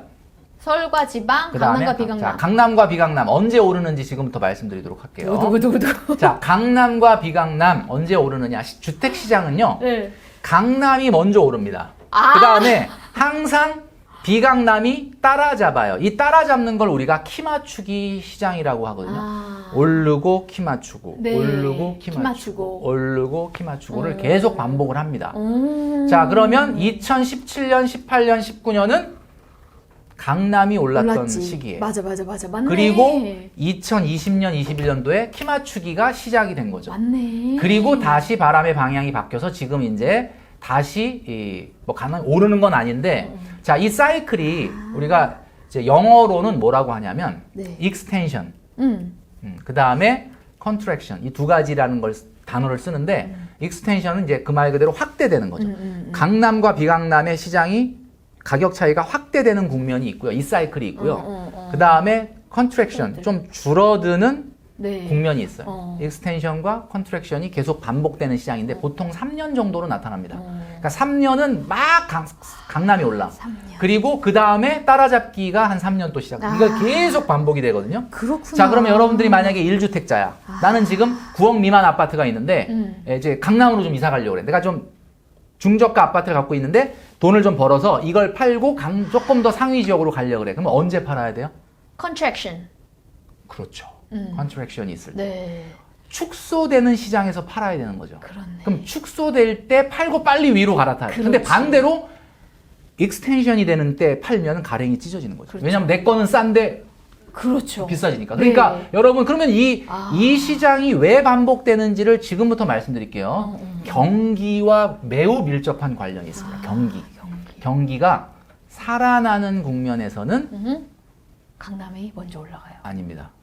예. 경기가 살아나는 시기에는 바로 저가 아파트가 오릅니다. 어머. 그리고 경기가 꺾이고 힘들어지면 강남이 오릅니다. 어머. 자, 이게 바로 여러분들 주택시장에 나타나는 익스텐션과 컨트랙션의 반복인데 자, 2020년, 21년도에 어디가 올랐다고요? 비강남. 비강남이 올랐죠. 9억 미만 아파트가 엄청나게 올랐죠. 왜 올랐느냐? 시장이 2020년, 21년도에 어땠는지 잘 생각해 보세요. 코로나로 인해서 사람들이 막 활동도 못하고 힘들어. 네. 근데 그 당시에는 시장이 어땠느냐? 주식시장도 마찬가지지만 기대감이 잔뜩 있었어. 이제 좀 있으면 마스크 벗는다. 그렇지. 이제 활동한다. 활동하면 좋아진다. 소비 폭발한다. 막 이러면서 경기 개선에 대한 심리가 시장에 가득 찼던 때. 이럴 때는 바로 컨트랙션이 나타나는 거죠. 네네. 그런데 경기가 딱 꺾이고 안 좋아지고 힘들어진다 그러면 돈은 다 안전자산으로 숨어들기 때문에 달러나 고가 아파트들에게 돈이 몰리기 시작을 하기 때문에 익스텐션이 시작되는 거예요. 그래서 한마디로 말을 해서 경기가 꺾이게 되면은 벌어집니다. 집값이. 네. 그렇네요. 그러니까 그런 현상이 발생을 네, 하거든요. 네. 이거를 주식으로 그대로 옮겨 탄다라고 하면은 성장주와 가치주라고 볼 수 있죠. 그렇네. 가치주는 언제 올라요? 경기가 좋을 때. 좋을 때. 성장주는 언제 올라요? 경기가 경기가 나쁠 꺾일 때. 때. 이게 똑같은 원리거든요. 그래서 어머나. 그 원리를 여러분들이 기억을 하시고 집에 대한 매수 시기를 잡아야 되는 거죠. 그러면 그렇네요. 지금 무주택자는 그러면 언제 집을 사야 되냐? 경기 꺾일 때 사야지. 지금 이제 경기가 꺾이고 있죠. 꺾이고 있죠. 빠지잖아요. 네네. 10% 빠진다. 제가 어디쯤에서 사라 그랬냐면 20%까지는 빠질 것이다. 그러니까 9억짜리가 한 7억대 초반 정도까지 거래가 된다면 근데 사실은 더 빠지면 좋겠지만 더 그렇게까지는 빠지면은 경제에 문제가 생깁니다. 이게 네. 우리가 흔히 얘기했을 때 뭐 집주인들은 가격 빠지면 그 프라이스 리스크라고 그러는데 프라이스 리스크가 문제가 아니라 대부분 전세를 살고 있는 분들이 있기 때문에 이게 크레딧 리스크가 생겨요. 그럼 이게 나라 경제가 이게 은행 금융권 하여튼 굉장히 문제가 생기기 때문에 사실은 연쇄적이구나. 연쇄적으로 크레딧 리스크가 생기면은 사실은 은행들에게 또 문제가 전이가 될 수 있기 때문에 그렇네. 사실은 20%까지 이상 빠지면 안 되고요. 20% 정도 말미에서 좀 안정이 되기를 좀 뭐 최근에 연끌해서 사신 분들은 오늘 말씀이 조금 거북스러울 수는 있겠는데 어쨌든 집값이라는 건 오늘 샀다 내일 파는 거를 보고 사신 건 아니니까 조금 장기적으로 보시고 무주택자들 같은 경우에는 10% 지금 빠진 지금 장세인데 조금만 더 우리가 눈여겨보자. 그리고 시장이라는 건 여러분 금매 아까 말씀하셨던 것처럼 금매라는 게 있기 때문에 꼭 시장 가격이 이렇게 떨어질 때가 아니라 하더라도 맞아. 내가 가서 잘 밀당을 하면 맞아요. 네. 가격을 조금 낮춰서 살 수도 있거든요. 그러니까 그런 부분을 잘 생각을 하셔서 네. 시장에 이번 기회에 진입을 하시면 굉장히 좋지 않을까. 그리고 아까 말씀드렸던 것처럼 청약은 다른 때보다는 조금 스트라이크 존을 좀 좁혀서 그리고 이제 주변 시세가 좀 떨어질 거니까 그런 부분을 좀 염두에 두시면서 가시면은 제일 좋을 것 같다. 그래서 지금은 실탄을 모으면서 저축으로 실탄을 모으면서 때를 기다리는 여러분들이 되시면 좋겠다. 때를 기다리는 라는 말씀을 드립니다. 시기. 예. 이 시기를 정말 잘 보내야겠네요. 그렇습니다. 예. 돈도 안 모으고 막 팅가팅가 놀고 이러면 정말 안 돼요. 딱 때가 왔을 때 이거 네. 사지도 못하고. 맞아요. 그래서 이 시기가 지금 우리가 위기잖아요. 네네. 나라 경제도 위기고 뭐 글로벌 경제도 위기고 개인도 임금이 아까 다 삭감되는 효과를 했으니까 위기인데 위기가 주는 특별한 유익이 하나 있습니다. 위기가 다 나쁜 건 아니에요. 맞아요. 위기가 주는 특별한 유익이 하나 있는데 그 위기는 말이죠. 위기가 등장을 하면 그동안에 묻혀 있었던 가려졌던 진실이 수면 위로 드러납니다. 위기가 오잖아. 위기가 오면 진짜 친구가 누군지를 알게 되죠. 맞네. 그리고 위기가 오면 무엇이 정말 나한테 소중한 것인지 알게 되죠. 맞네. 그래서 여러분 지금 바람이 안 불잖아요. 돛을 아무리 펼쳐놔야 배가 나가질 않습니다. 자, 그러면 바람이 불지 않으면 어떻게 해야 돼요? 노를 저어라. 어디까지? 큰 바람이 부는 먼 바다로 나갈 때까지는 우리 힘들지만 같이 노를 저읍시다. 왠지 벌써 엔딩을 해주신 것 같은데. 엔딩 아니었어요? 엔딩 아니었어요. 아니었어요? 네. 나 엔딩 들어갔지. 요걸 그러면 엔딩으로 빼, 이거를. 네. 자, 그럼 또 뭐 있어요? 마지막? 이것도 전 궁금해요. 이건 너무 철학적이다. 돈의 의미? 그리고 짧게 해주실 수 있잖아요. 그럼 해요. 작가님이 생각하시는 돈의 의미란? 돈의 의미? 글쎄, 돈이라는 것은 안 쓰는 거다. 이런 말씀이에요. 그러니까 왜 그러냐면 돈을 써버리잖아요. 그러면 돈이 없어지잖아. 그러니까 돈이 주는 행복을 그 돈을 써서 뭔가의 서비스나 뭔가의 제품으로 바꾸려는 생각 자체가 돈을 잘못 이해하는 거예요. 그러니까 자꾸 사람들이 그러니까 이 돈을 써서 내가 이걸 샀는데 왜 안 행복하지? 자꾸 이렇게 생각하는 거거든요. 그 돈은요 안 쓰는 거예요. 그러니까 내 통장의 잔고로 쌓여 있을 때 그것이 나한테 주는 엄청난 안정감과 어떻게 보면 평화. 그게 결국은 행복감이거든요. 그러면 나이 들어선 좀 써도 되나요? 그렇죠. 나이 들면은 입은 닫고 지갑은 열렸다고. 근데 나는 지금 이렇게 입을 열고 앉아 이렇게 얘기하고 있고 지갑은 닫고 있으니 참 큰일 나긴 하여튼 큰일이긴 한데 근데 이게 참 희한한 게 돈을 안 써버릇하니까 이제는 진짜 말씀하신 대로 내가 막 엄청 부자는 아니지만 그래도 좀 쓸 수 있잖아. 그래서 쓰려고 그러는데 안 돼 잘. 이게 잘 안 되고 우리 수많은 유튜브를 보시는 많은 분들이 그래도 조금 요즘은 뭐 나가면 알아봐 주시고 뭐 멘토님 작가님 뭐 이렇게 얘기해 주시니까 굉장히 좋아요. 저는 왜 좋냐면 어디 뭔가를 사러 갔었는데 사서 뭐가 살라고 딱 그러는데 그 점원이 영상 다 봤어요 이러는데 갑자기 얼음이 딱 되더라고. 그러면 내가 여기서 사면 안 될 것 같아서 다음에 또 한번 뵙겠습니다. 그리고 이제 왔지. 그래서 그냥 자연적으로 절약이 되더라고요. 하여튼 너무 감사합니다. 그래서 제가 돈을 쓰려고 그래도 그냥 주변에서 못 쓰게 이렇게 해주시는 많은 분들 너무 감사드립니다. 돈은 해외 나가서 쓰시는 걸로 알아보는 그렇죠. 사람이 좀 적은 알아보는 사람이 근데 가는 데마다 또 한국 사람이 많잖아요. 그러니까 어쩔 수가 없는데 그렇습니다. 돈은 안 쓰는 거다라고 정리를 해주셨습니다. 그러면 이렇게 우리 뷰어들에게 마지막으로 딱 한 말씀 남겨주시면? 네. 뭐 이렇게 진짜 지루한 얘기를 한참 들어주신다고 안 지루했어. 안 지루해요. 그래요? 네, 너무 감사드리고요. 제가 좀 전에 얘기했던 것처럼 그 우리한테 닥친 위기가 동네 뒷산은 아닌 것 같아요. 그렇다 그래서 에베레스트 산도 아닙니다. 그냥 트레이닝 입고 그냥 이렇게 슬리퍼 끌고 넘을 정도는 아니지만 에베레스트 산도 아니거든요. 그러니까 여러분 허리띠 정도 한 칸만 졸라매고 운동화 끈 다시 한 번만 질끈 동여 매는 정도의 마음으로 우리 한번 이 산을 넘어봅시다. 그러면 좋은 날이 오실 거다라고 생각됩니다. 와, 감사합니다.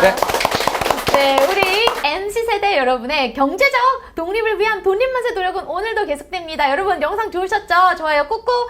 세상에 아직도 구독을 안 하고 계신다고요? 구독 버튼도 꾹꾹 눌러주세요. 오늘 진짜 허리띠 한 칸만 그리고 신발끈 다시 한번 정말 피가 되고 살이 되는 말 해주신 김경필 머니 트레이너님 정말 감사합니다. 네, 감사합니다.